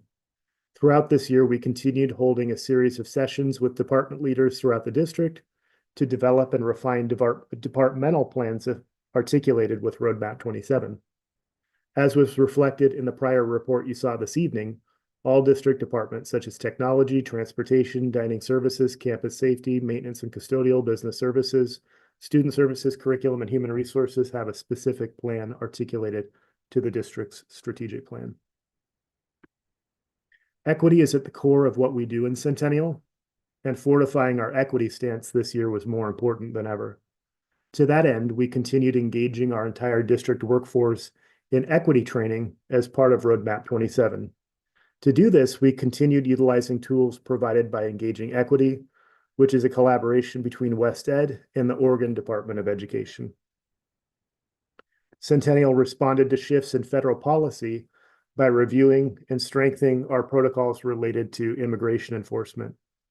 In advance of the federal rescission on protections for sensitive locations, the district took steps to ensure our schools remain safe, predictable environments for each student. In January, the board adopted a new proclamation reaffirming support for each student and family, emphasizing dignity, safety, and legal protections. Key actions this year included staff training on roles and responsibilities related to immigration enforcement, reinforcement of FERPA and sanctuary law protections, and family communication and multilingual resource sharing. Staff were briefed on these procedures and families received messaging reinforcing these commitments and explaining the support systems available. This work served as a tangible affirmation of our goal to create a safe, inclusive environment where every student can thrive. We also continued convening the district equity leadership team, which has supported the development of professional learning offerings, reviewing and providing input on specific district policy and practices, and providing supporting input on improvement plans regarding instructional equity. As is reflected in board book this evening, Centennial has taken steps to formalize and strengthen the structure of our District Equity Advisory Committee in alignment with Senate Bill 732, requiring each district to establish a District Equity Advisory Committee to help ensure that policy, budget, and system decisions are informed by the experiences and perspectives of historically underserved students and communities. This evolving committee builds on the foundation of our previous district equity leadership team and reflects Centennial's ongoing commitment to system-level equity and authentic stakeholder voice. We look forward to expanding its membership and deepening its impact in the year ahead.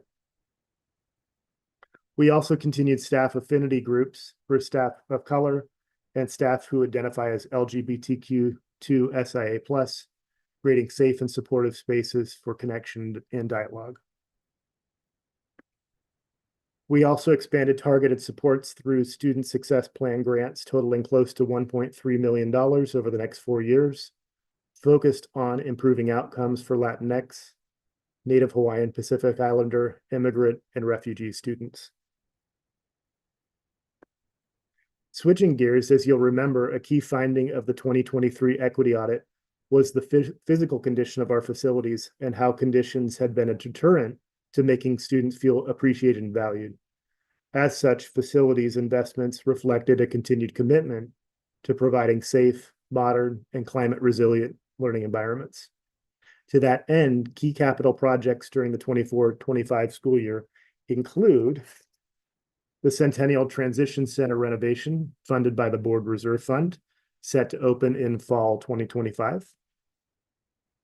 Seismic safety improvements at Powell Butte Elementary in summer 2024.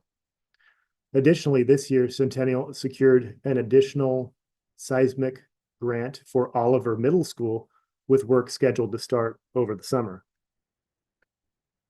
Classroom improvement funded updates, which involved renovations to classrooms at Patrick Lynch Elementary and interior corridor painting at all schools in summer 2024. Additional projects are slated for this summer at Park Lane Elementary, including the renovation of 5 learning spaces, consisting of 3 general education classrooms, an ELD classroom, and the music room. Last summer, 104 new windows were installed across 52 classrooms at 4 schools, including Patrick Lynch, Park Lane, Powell Butte, and Meadows on south-facing classrooms using ESSER pandemic relief funds. You can see the before picture on the left and the after pictures to the right. Ceiling and lighting replacements were made in the CHS main kitchen. A covered play structure was added at Oliver Middle School. Parking lot repaving and striping was done at Park Lane and OMS. A digital reader board pilot at CHS and more recently at Butler Creek to improve family communication, Additionally, this year, through the Portland Clean Energy Fund, or PCEF, Centennial received over $11 million in combined funding to support schools located in the Portland city limits with replacement of aging HVAC systems with energy efficient models, installation of mechanical cooling to support learning during heat events, 2 electric buses, and student-led greenhouse gas reduction projects, including Oliver Middle School's food forests, which was recently featured here at the board meeting.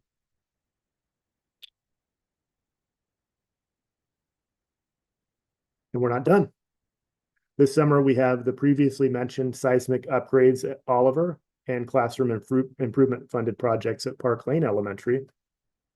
We will also be dedicating classroom improvement funding this summer to painting all large learning and common spaces that were not painted in recent years, including gyms, libraries, cafeterias, auditoriums, and band rooms. We also intend to add a covered play area at Park Lane, as well as to upgrade the Powell Butte playground in partnership with the Multnomah County Preschool for All, as well as construction excise tax funds that we receive. To cap off our facility-related efforts, this past week, Centennial was honored to receive the Gresham Area Chamber of Commerce's Tri-Local First Award. This recognition reflects the district's commitment to investing in the local economy through the 2020 bond projects. From initial planning to construction, Centennial prioritized the use of local contractors and businesses, ensuring that the benefits of public investment extended beyond school campuses and into the broader community, and affirming our belief that strong schools and strong local partnerships go hand in hand. And thank you to Director Andrews for her encouragement to help secure that award. This year marked an advancement in our commitment to the profile of a graduate, as I previously mentioned, a visionary framework that outlines the essential knowledge, skills, dispositions, and interpersonal competencies our students need to thrive in an ever-evolving world. Rooted in Roadmap 27, the profile of a graduate serves as a guiding star, ensuring each student is future ready.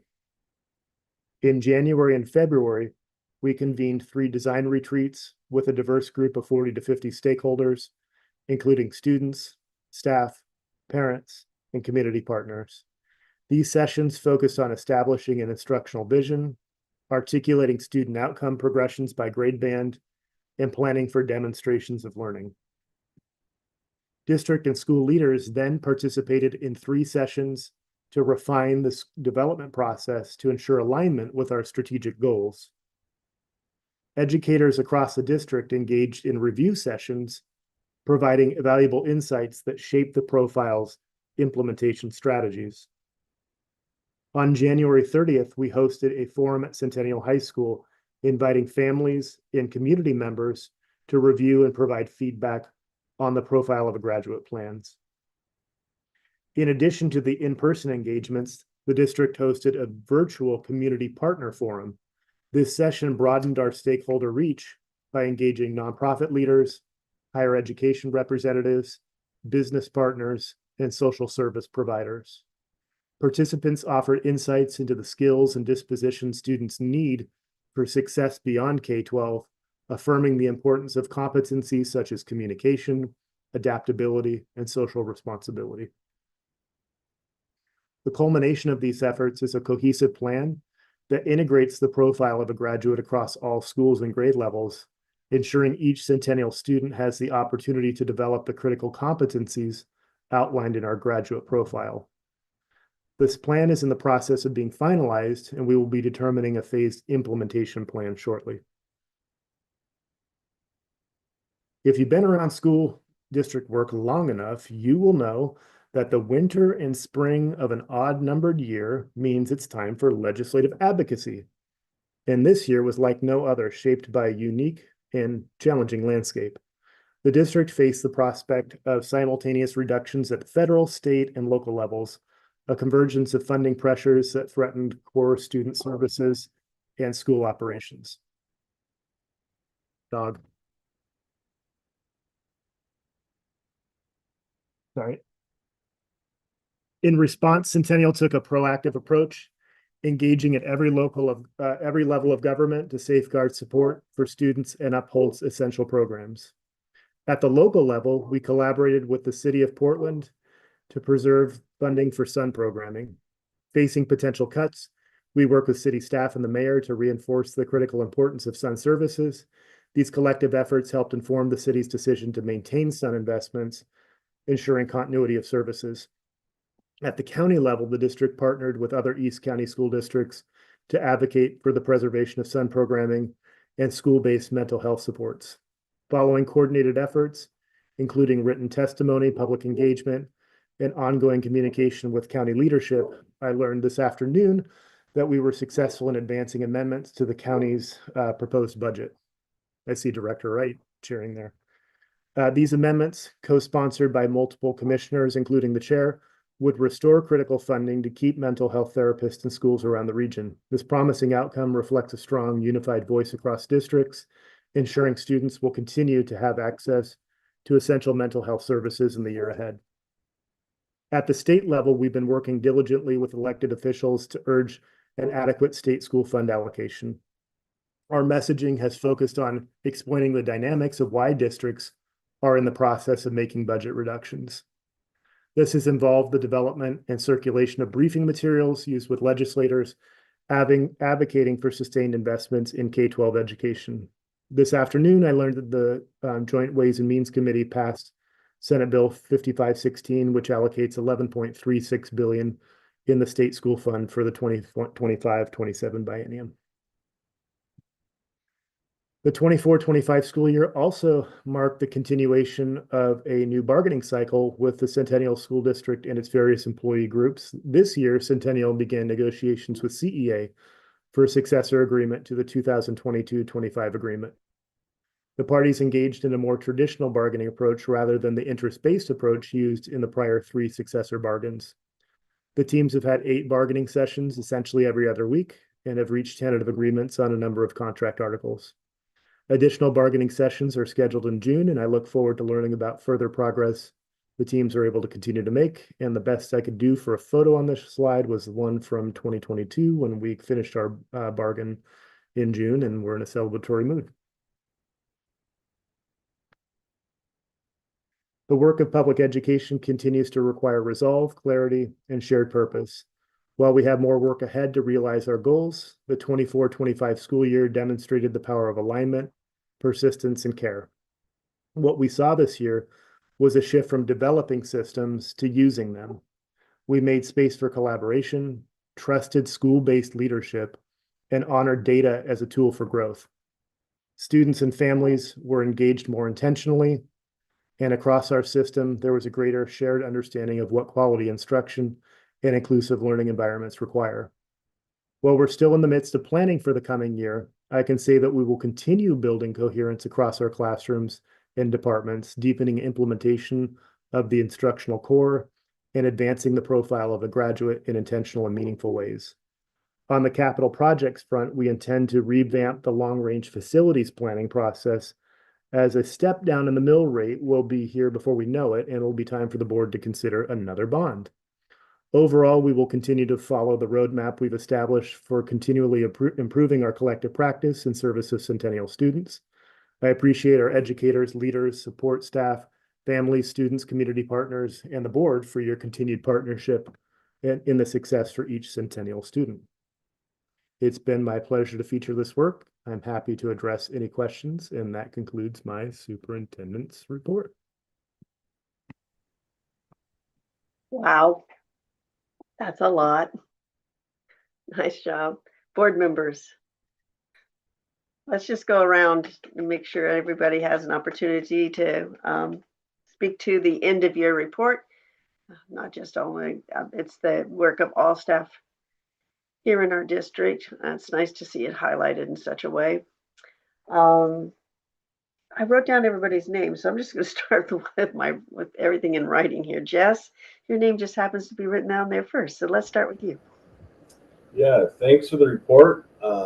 Lots of things going on and lots of progress being made. And I always appreciate seeing the facility, the continuous improvement with the facilities, and the constant improvements that we try to achieve there as fiscally we can. Seeing upgrades there and playgrounds, windows, the CTC building, all that. There's a lot going on with facilities, and I want to thank you all for everything, for all the efforts in that front. Thank you, Director Harden. Claudia, Director Andrews. Yeah, I was realizing as you were going through that we need to be paying attention, because Rose warned us that we need to take the information and any other information we have as we prepare our superintendent evaluation for our next meeting. So thank you. It was all helpful, and what a breadth of work has happened in the last year. It's just amazing. No questions. Director Morin, Will, are you there? There you are. Thank you. Yeah, awesome. I'm still slowing down into second gear here, coming off the highway from the wild ride there that Superintendent Owens posted for us. No, it's great. I mean, as the newest board member this past fall, it's been absolutely amazing, and quite honestly, a real delight to see everybody's work going into everything we're trying to accomplish from the top to the bottom across the entire district, and see it accurately and perfectly summarized in this end of the year report, as well as Dr. Katsuda's report earlier too. It just really helps remind me why we do this, and looking forward to what we'll do over the next coming years as well with the leadership that we have. So thank you. Chair Solowski, Rose. I'll just echo everyone else's thank you, and I really look forward to digging into this a little bit more as we put together your evaluation, Superintendent Owens. Thank you. Director Lynn, David. No questions at this time. Very happy to see the progress, and I'm just excited to get started on all the next steps. Thank you. So, yeah, very comprehensive. Appreciate the report. I know that you always provide these for us for our own review and edification, even after the fact, because that's a lot for us to process. As you were going through, I was having those aha moments, like, oh yeah, that's right, we did that too. It's kind of amazing to see it in one report. So really appreciate what you pulled together. Any final comments for us, Superintendent Owens? Nope. Appreciate the engagement and interest. All right. So board members, it's a minute to 8 based on my clock. Can we take a 10-minute break? Because we do have some work to do. And we've already been at it with the budget meeting prior to this. So let's get back here at 8:10, please. Thanks.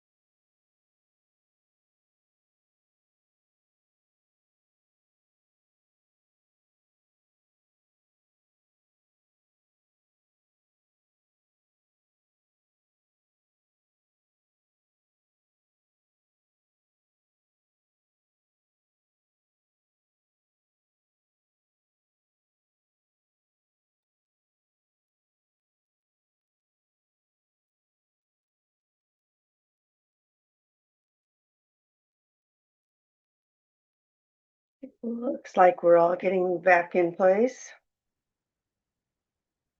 Shuffle a few papers here. One more minute. I am here, but remaining off camera. Thank you.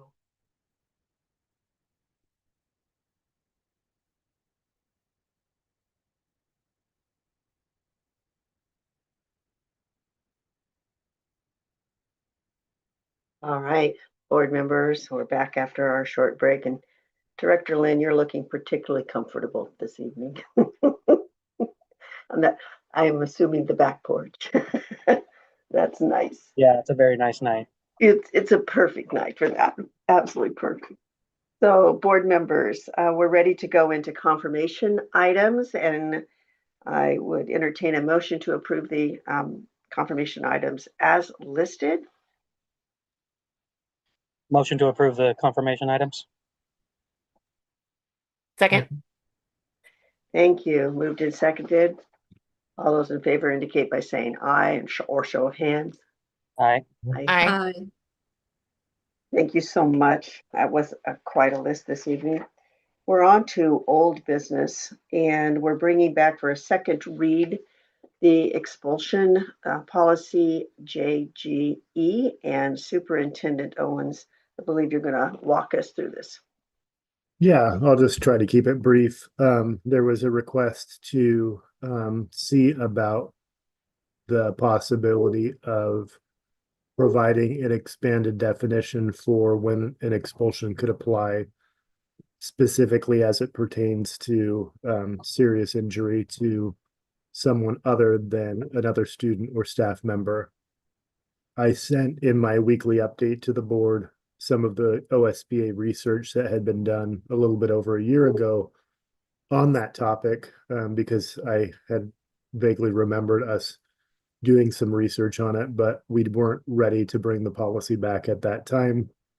And essentially, if I was to encapsulate that guidance in a nutshell, doing so, expanding the definition beyond students and staff would expand the policy beyond what is legally authorized in statute. And so the board would be introducing an expanded definition of what would qualify for an expulsion beyond what's legally allowable. So that's, the basic on it. I can expand on it, but I'll leave it at that for now. That being the thrust of the research, I might leave it at that, because the policy and the accompanying AR and flow chart have already been discussed, but I'm happy to address any questions the board might have on this topic. Board members, I'll just open it up to questions. I won't poll the room. Just Claudia, Director Andrews, I see that you've unmuted yourself. Yeah, I just want to say thank you for bringing that up. I remember the interaction and the research that you had done. It just was quite a while ago, and I appreciate the refreshing my memory. Other directors? Then I'd like to call for a motion to adopt this new version of policy JGE as presented. Motion to approve policy JGE as presented. Second. Do you have a second? Second. Will seconded. Oh, Will, thank you. Will, you're on the bottom of my screen. That was hard to keep track of. Thank you. No worries. Appreciate that. All right, all those in favor of approving the policy as presented indicate by saying aye or raising your hand if I can't see you. Aye. Aye. Thank you so much. And thank you, Superintendent Owens, for the additional research. That was very helpful. It's good to be reminded of these kinds of things as well. So under our new business, we have first read. And Director Callahan, first I'll ask for Superintendent Owens to maybe do an introduction if necessary. But Director Callahan, since we don't approve ARs necessarily, but we do review them, we are combining 7.2.1 with 7.2.11. Is that correct? We're just doing the whole report at the Yes, same time. that is correct. Cool. And Superintendent Owens, is there anything you need to do in terms of introduction? I would just say you're in very capable hands with Director Callahan, so I trust her to be able to walk us through a couple of things before she does that. Number one, you'll see as the policies are listed, first read of policies, but not with option to adopt. That was something that we had decided previously, that when it was a work session, when policies were being introduced, there's not an opportunity for public comment. And so it would only be fair for this to be held over to a future meeting where there is public comment in case the public has some sort of something they wanted to weigh in on. So that's why it's just a first read for tonight. And then second is good luck explaining the 7211 with all of the octopus tentacles of AR's Director Callahan. Good luck. Okay, thank you. I'll try to make this as comprehensive as possible. Tonight, we're presenting a revised instructional materials policy as a first read. This update provides clarity and aligns our approach with best practices in education. The core of this policy emphasizes the board's authority in approving instructional materials. A key change in the proposed policy includes a comprehensive definition of what instructional materials are. It breaks down into 4 areas. Core instructional materials. These are primary resources for a course. For example, digital curriculum or textbooks. Supplemental instructional materials, that's the second, are additional resources that enhance learning. The third area are school library materials, resources available through school libraries. And the fourth one are classroom library materials. These are resources that are kept in individual classrooms. This updated policy also clarifies that it does not cover classroom activities unrelated to instructional materials, which helps focus the policy scope specifically on the selection and the use of these defined materials. Another significant addition is the explicit commitment to selecting materials that are inclusive to all populations represented in our diverse society, ensuring respect regardless of identity categories. It also states that materials under reconsideration would remain available during the process and will not be removed for discriminatory reasons. So that is the policy itself. And so I'll just pause for a minute and take any questions before I go into the ARs.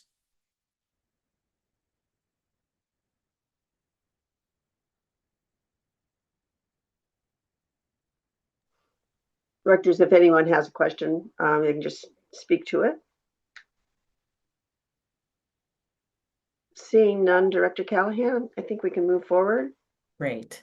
The ARs, the administrative regulations, connect to those definitions of the instructional materials as defined in the policy. To support the updated policy, there's a series of them, AR1 through AR6. These ARs provide procedural how-tos for implementing the policy and are considered new and optional, providing updated guidance for our current times. I'll start with AR1. This is the instructional materials selection, and it details the overall selection process for all instructional materials. It lays out the steps for choosing materials that are diverse, relevant, and meet the needs of our students. It clarifies the superintendent's responsibility in ensuring these procedures are followed, establishing a transparent and consistent approach for selecting resources across all categories defined in the policy.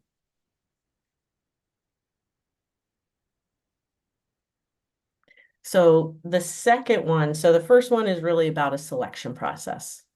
AR2 is if there is a request for a reconsideration of core instructional materials. So moving to this AR establishes a district facilitated process specifically for concerns about core instructional materials, those primary board-approved resources. This regulation provides a formal multi-step process for initial concerns, committee review, and ultimately board review, ensuring a consistent and centralized approach for these foundational materials. So that's just regarding core instructional materials, and those are the materials that I bring forward to the board for approval. Director Callahan, Director Harden has a question for you. Yeah, my question is core. Is that like English, math, science, or what is core? What isn't core? Yeah, so for Oregon ODE, they have a list of their adoptions would all be considered core. So they go through a rotation. It's language arts, social science, science, math, health. I know I'm missing two, world language, and one other that's not surfacing right now. And so all of those would be brought to you for adoption or for approval, and so therefore would be considered core. Can you then give me an example? Maybe I should have phrased it this way. What isn't core? Well, that's a great question. I would define core as, an essential content that all students would experience in their educational career. Okay. As opposed to an elective. Okay, thank you. Ready to go to AR3? Okay, AR3 is based on reconsideration of supplemental instructional materials.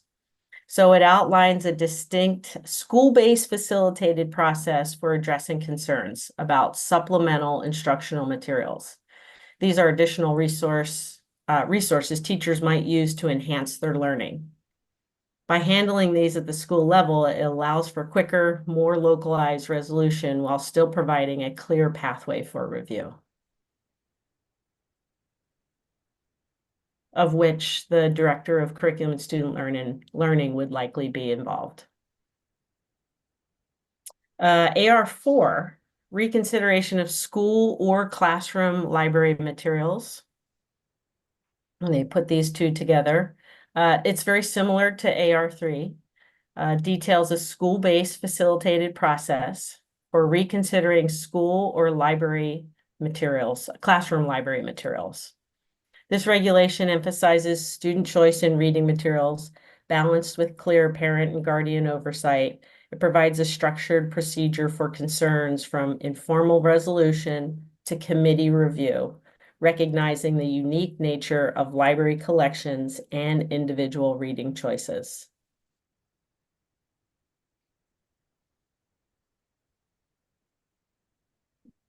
The last two, AR5, is a standardized request for reconsideration. That's the form that an individual who would like to request a reconsideration of materials would complete that form. And AR6 details the process for the independent adoption of core instructional materials that are not on the state-approved list, and it provides that clarity for unique curriculum needs. I brought the high school science was an independent adoption, and we followed the process, essentially the process that is laid out in this AR is what we followed last year. Director Lynn, did you have a question? Yeah, I was waiting kind of to get through 3, 4, and 5. I mean, when I'm looking at this, when I opened it up in my board book, I thought about, people trying to get books banned out of the library. And so when I looked at AR 3, 4, and 5, please correct me if I'm wrong, it eliminates any kind of notification to the board, and it eliminates the board as the final arbiter of the decision. Yes, that's correct. And the reason for that is it goes to, or let me phrase this. How do I want to phrase this? Because you do not approve those materials, then it keeps it local at that level, hoping to resolve that at that level. And then it would come to likely the Director of Curriculum and Student Learning. And if if need be, we would continue on. And Well, if it was something that something as serious enough to go through this process, what was the reasoning by eliminating that the board could potentially even know about it, and that the board would not be the final decision maker? I think that's a good question for me. The distinction is about AR 2, which is the reconsideration of core instructional materials, because you do approve that. It's not to say that it could not rise to, those others couldn't rise to that level. No, I'm not talking about anything that would rise to core instructional materials. I'm No, talking about rise to the board. A parent finding a book that our approved librarian has approved and put in the library, and then it going through a process where that book is then removed and we don't know about it and we don't have any decision making.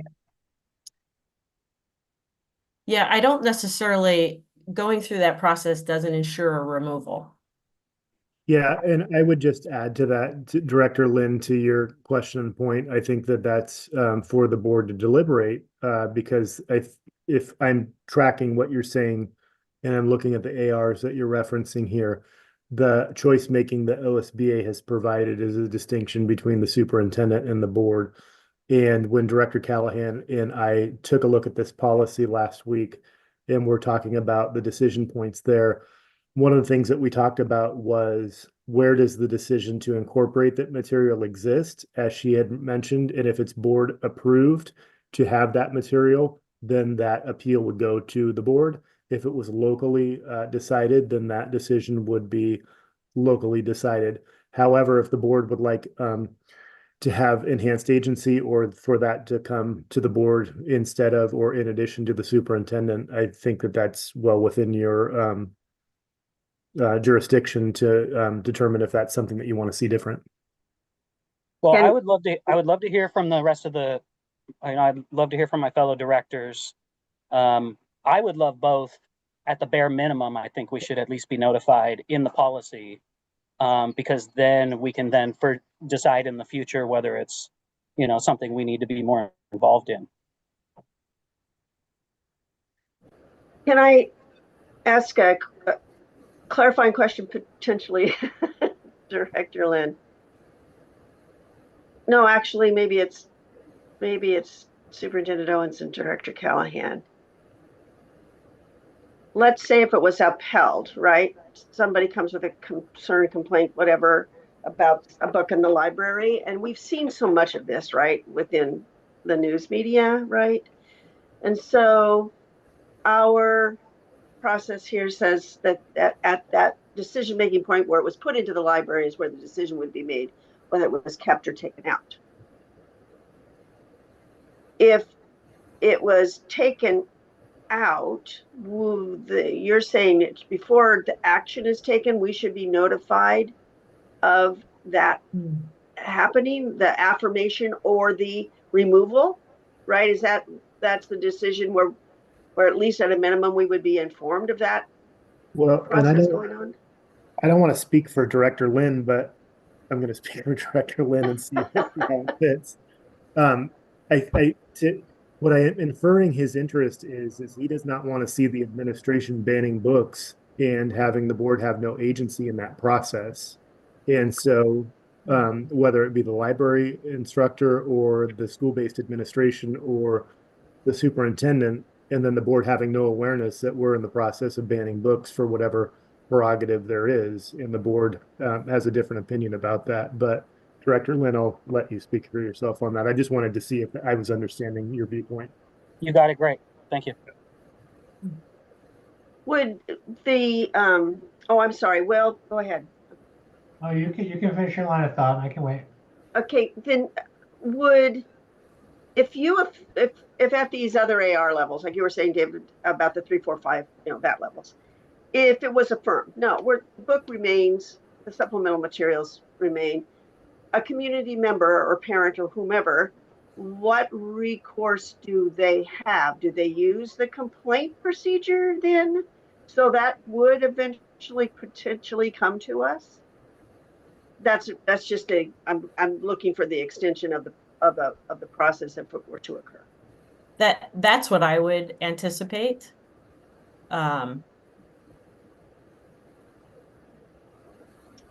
We have a lot of questions. Director Maureen, your question, please. Thank you. I shared Director Lynn's concerns, and I guess more from a process perspective that if we have different decision makers or final decision makers on the issue, whether it comes or goes, stays or goes, then we're allowing inconsistencies to pop up, and so something could happen at one level, and then it's brought to say it's something that's decided upon at a local level by the school or the superintendent's office, and then it gets brought to us at the board, like, hey, did you all know that this happened? And we don't know that it happened. And I think to Director Lynn's point there, providing us notification that it's happening so that we're kept in the loop seems to be something that we could have done, and then it would be at our choosing to get further involved or not. It's kind of the way I see it. Thank you. Other board directors? Yes, Director Hardin. How many requests for reconsideration of instructional and library materials have we had in the last year or two? 0 that I know of. Okay. Oh, actually, there was one recently. There was a supplemental material, a movie. Was there not? Yeah. And chairs? Oh, sorry. Go ahead. And I know with regarding health and sexuality, parents have the option to opt out. Is that also a option in other categories and other materials? Well, I think you have to go back to the definition of these materials, right? So classroom library materials are materials that the teachers would select to supplement their materials. School library materials, I know our librarian goes through a very specific vetting process in terms of, bringing collections in. Supplemental instructional materials, that can be done at the district level, but honestly, most supplemental instructional materials are identified in the classroom or amongst a department or a grade level. And so what those 3 areas basically are that, our policy around supplemental materials are that the building administrator is aware of what the supplemental materials are that are being used. But when you think about the vast number of classroom materials, library materials, supplemental instructional materials, it would be overwhelming. It could be overwhelming to think about knowing all things are happening across the district. But clearly the building administrator should have a sense of the materials and what's being used. And then the role at the district office is to have a very clear understanding of those core instructional materials and the supplemental materials. So that's kind of how that breaks down. And the purpose, one of the big purposes of this revision is to ensure that the materials are inclusive of all populations, and that they will not be removed for discriminatory reasons, right? So that's why, we're going through and they're providing this process to look at these materials. So in my mind, and having been someone who has gone through a reconsideration process, it's really elevating the voice of the community to process this, not just 2 people or not just a parent or not just a teacher, but how do we do this collectively to build understanding and to ensure that it is inclusive of all populations. So I guess I see that entirely different. And in my mind, as a director of curriculum and student learning, should the parent be dissatisfied for whatever reason, that there is the complaint process to continue on. And in the position I hold, I work closely with the superintendent to inform him of what's happening and knowing that he or she would be doing the same with the board. Chair Salowski?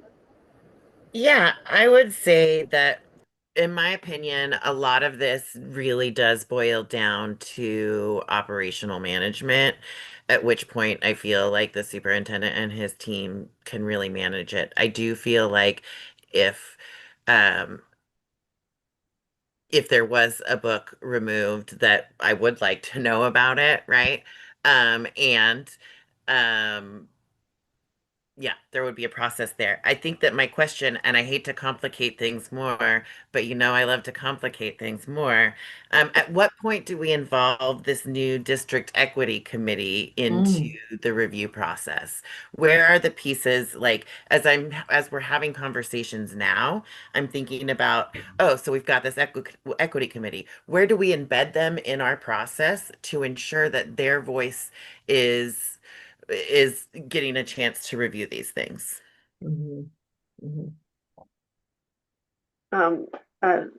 Assistant Superintendent, where did you go? Yes, you. There on my screen. Yes. And actually, that is a process that we would be working on and collaborating on between the committee and the board in terms of how they provide their advisory guidance to the board regarding policies. So that would be co-constructed in terms of the process of that, but it is a fitting topic. It's one of the topics is listed that the equity advisory committees can advise on in the OARs, so ORSs, excuse me. Thank you. So this is our first read. We approve policy, and then we have to adopt policy. I don't hear questions about the policy. I'm hearing questions about the AR. Is that correct? I just want to make sure when we leave this, if we have direction to give to the superintendent and other directors, that we're clear about where we would like to see board at a minimum being informed about process. So, but okay, I'm going to ask specifically though, do you have board members any concern about the policy that we will be reviewing in our next meeting?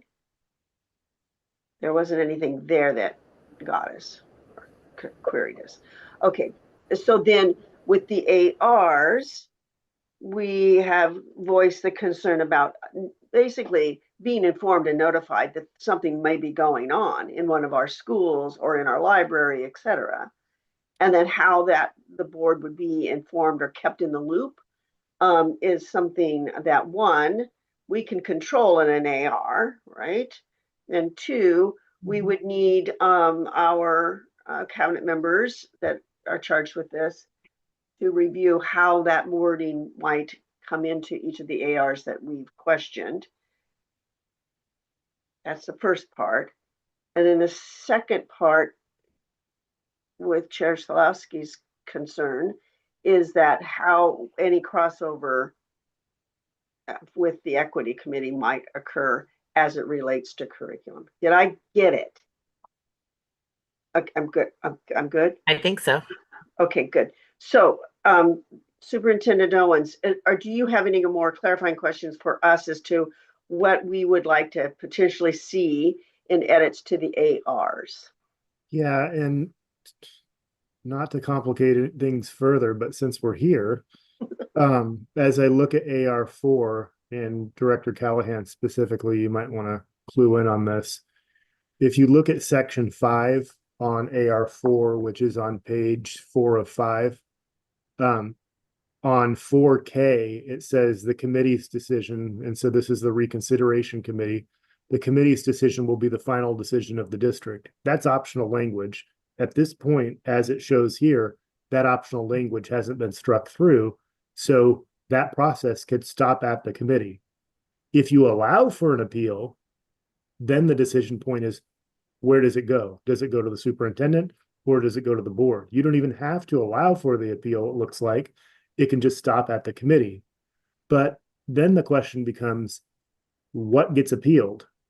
Because if the person wants a reconsideration, I would think that in almost all circumstances, that reconsideration would be pull the book off the shelf. And if the reconsideration committee, and I think Vice Chair Shields, this maybe goes back to the point you were making earlier. If that reconsideration committee says, we agree, that book should be off the shelf, it stops there. The patron is satisfied.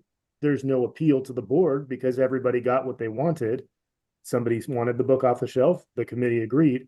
So that process doesn't even go to the board in that element anyway. So that appeal to the board is given the supposition that the committee disagreed with the complainant, which maybe both parties do agree. And so that's just something for us to wrestle with as well. Yep. If that tracks. Tracking for me, other board members?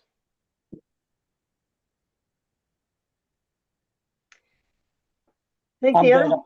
If I have some more detailed questions, I'll send them along. Oh, that's a really good idea.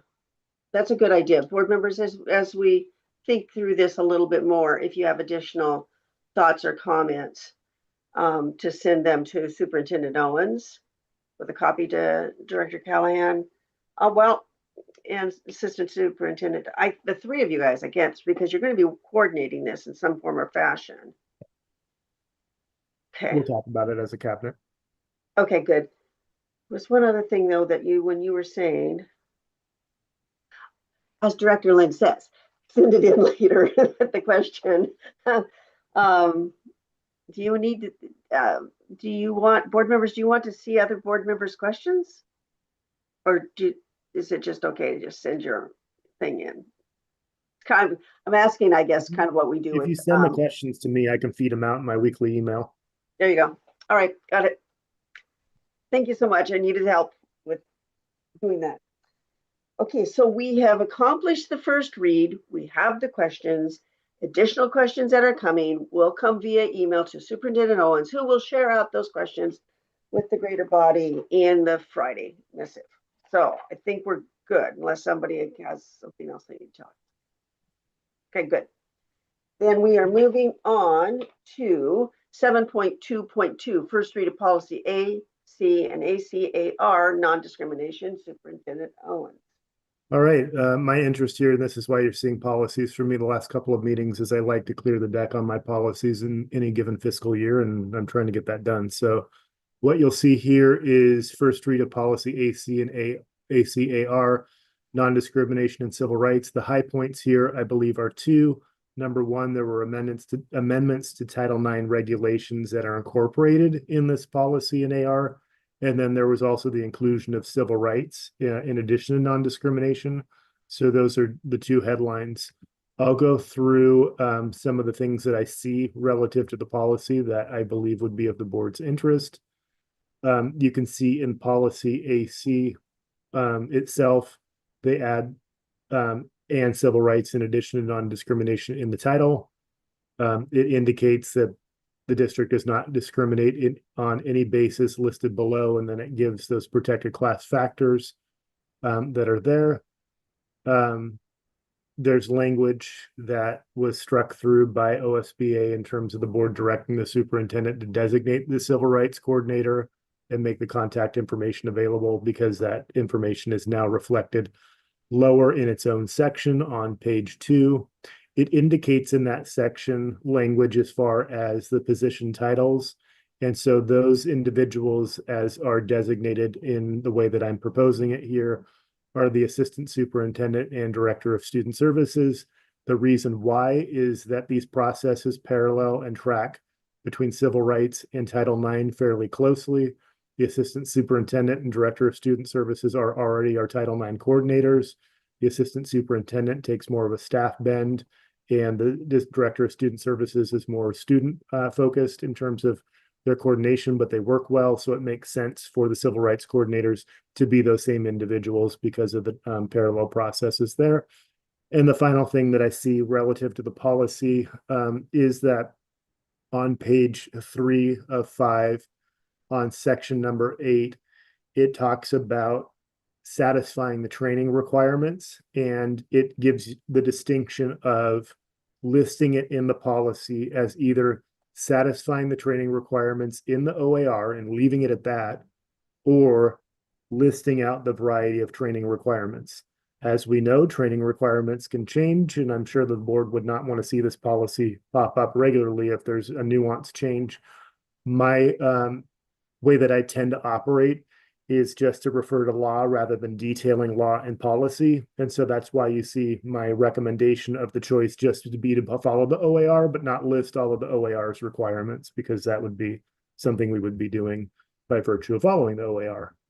The last thing I'll say, just peeking at the AR, is that you will see in the AR on page 1, there is a list of potential additional responsibilities for addressing reports and complaints that can be found in the following policies. You see them listed down 1 through 12. The reason those are listed is because there's a variety of complaint mechanisms within our policies, and one incident or complaint may track several policies. And so there's requirements relative to all of those. And you'll see within what's there is that there's some choice making in terms of making sure that what this AR reflects is tracking how we've already named our policies, and those are what our policies are named. And so that's why it's preserved that way. And I think that's all I have to say about this. Hopefully that all made sense. So I recommend the board consider as a first read and let me know if there's any questions. Directors, do you have any questions? Because we'll be taking this up at our next meeting. Looks like you're good. So we will see this again in our next meeting. So we are now moving to out of policies, right?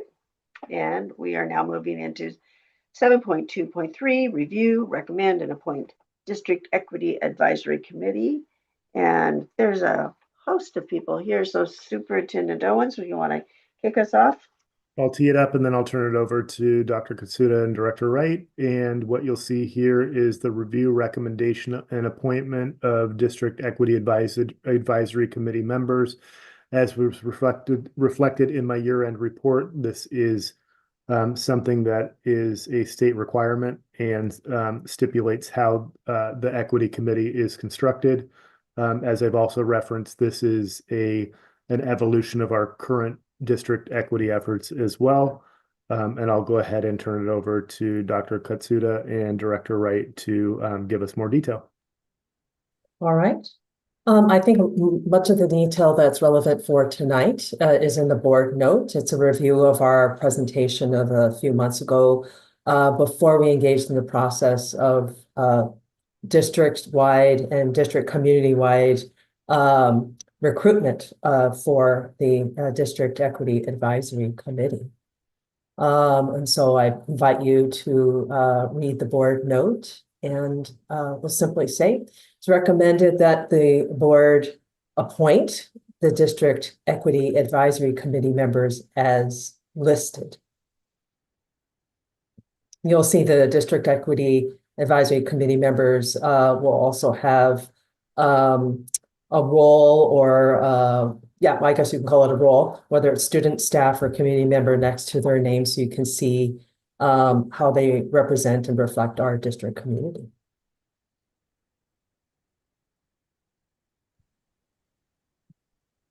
So board members, Director Lynn. I would like to move that we adopt the Equity Committee as presented.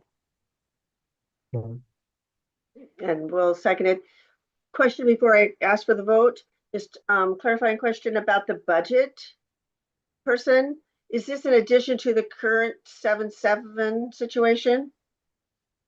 No, it says there in the board note, the budget committee is not required to include a member of the District Equity Advisory Committee until a vacancy on the budget committee occurs by a member who's not also. Didn't read well. Sorry, that's my fault. Okay. Sorry.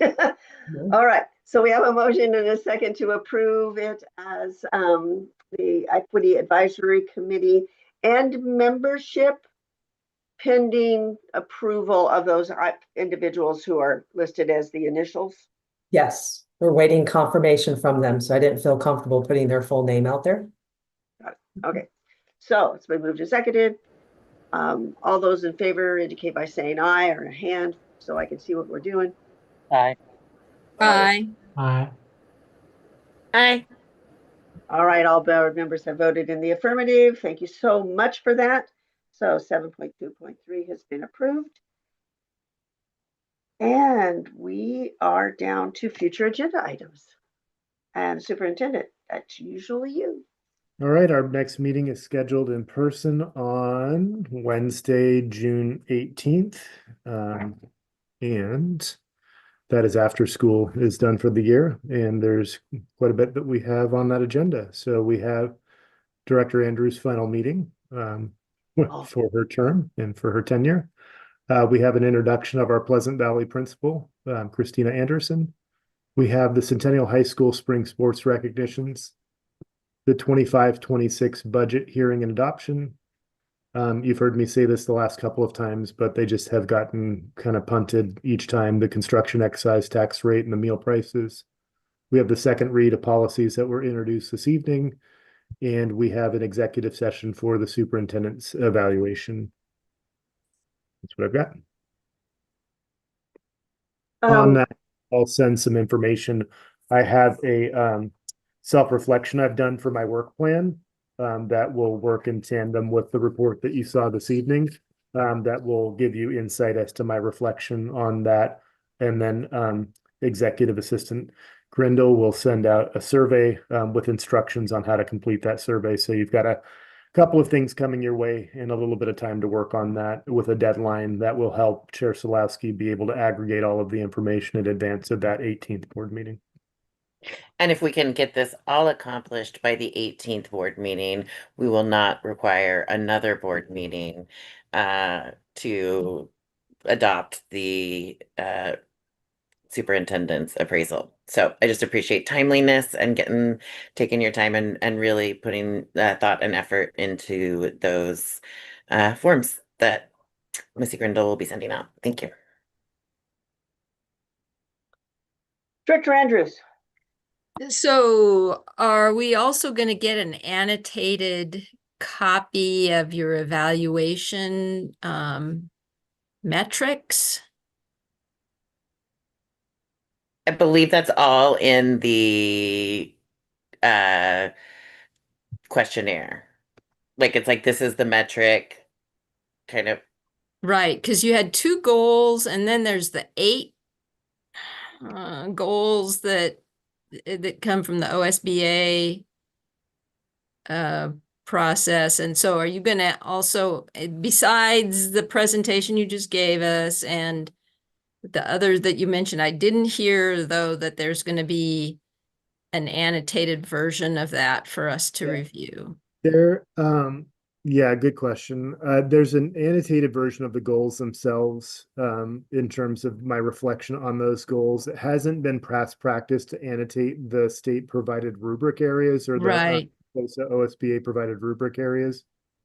As I think about that, I can do it. I think it would be unwieldy to do it. And so okay, but we'll get that we'll get a copy of that, right? So yeah, that you'll get a copy of the metrics and the definitions around it, but it won't have annotations about my reflection as it relates to, my self-assessment related to those particular metrics, if that makes sense. Right.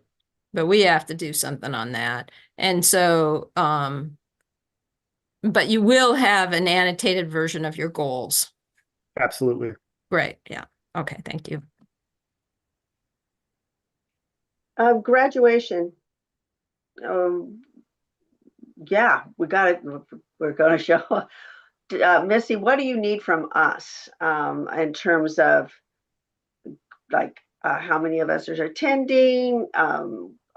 Where should we meet? What time? Is that just going to come out in an email? Because some of us are new. Yeah, no, that's a great question. So yes, it is going to come out in an email.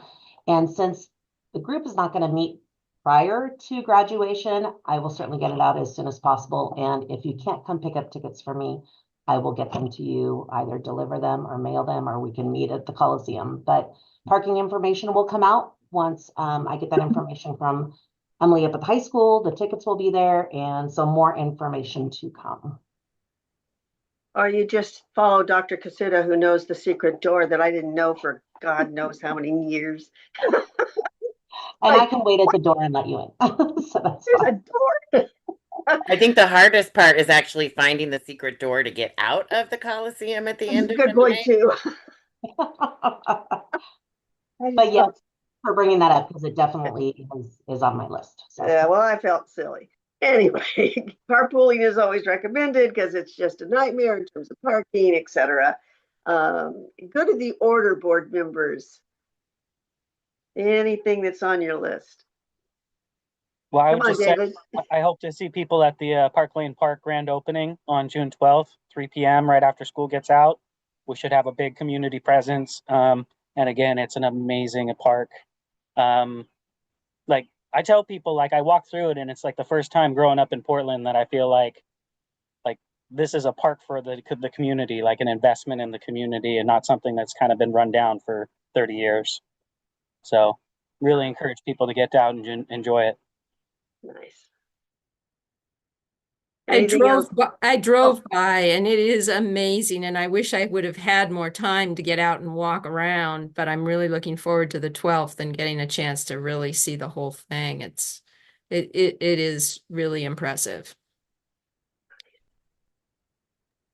On that note, there was interest by Director Lynn and Director Mooring to have a presence there. And so I'm not completely sure where we are on that communication, but the high points are that there will be a booth set up and there will be hour increments within that time for the Park Lane Park celebration for a district staff representative to be present. And then also a sign up opportunity for board member, if interested, to be able to have some time at the booth as well. And so I don't know, Chief Andrag or Executive Assistant Grindle, if you each have sent that or where we are in status, but I wanted to preview that as it relates to that topic.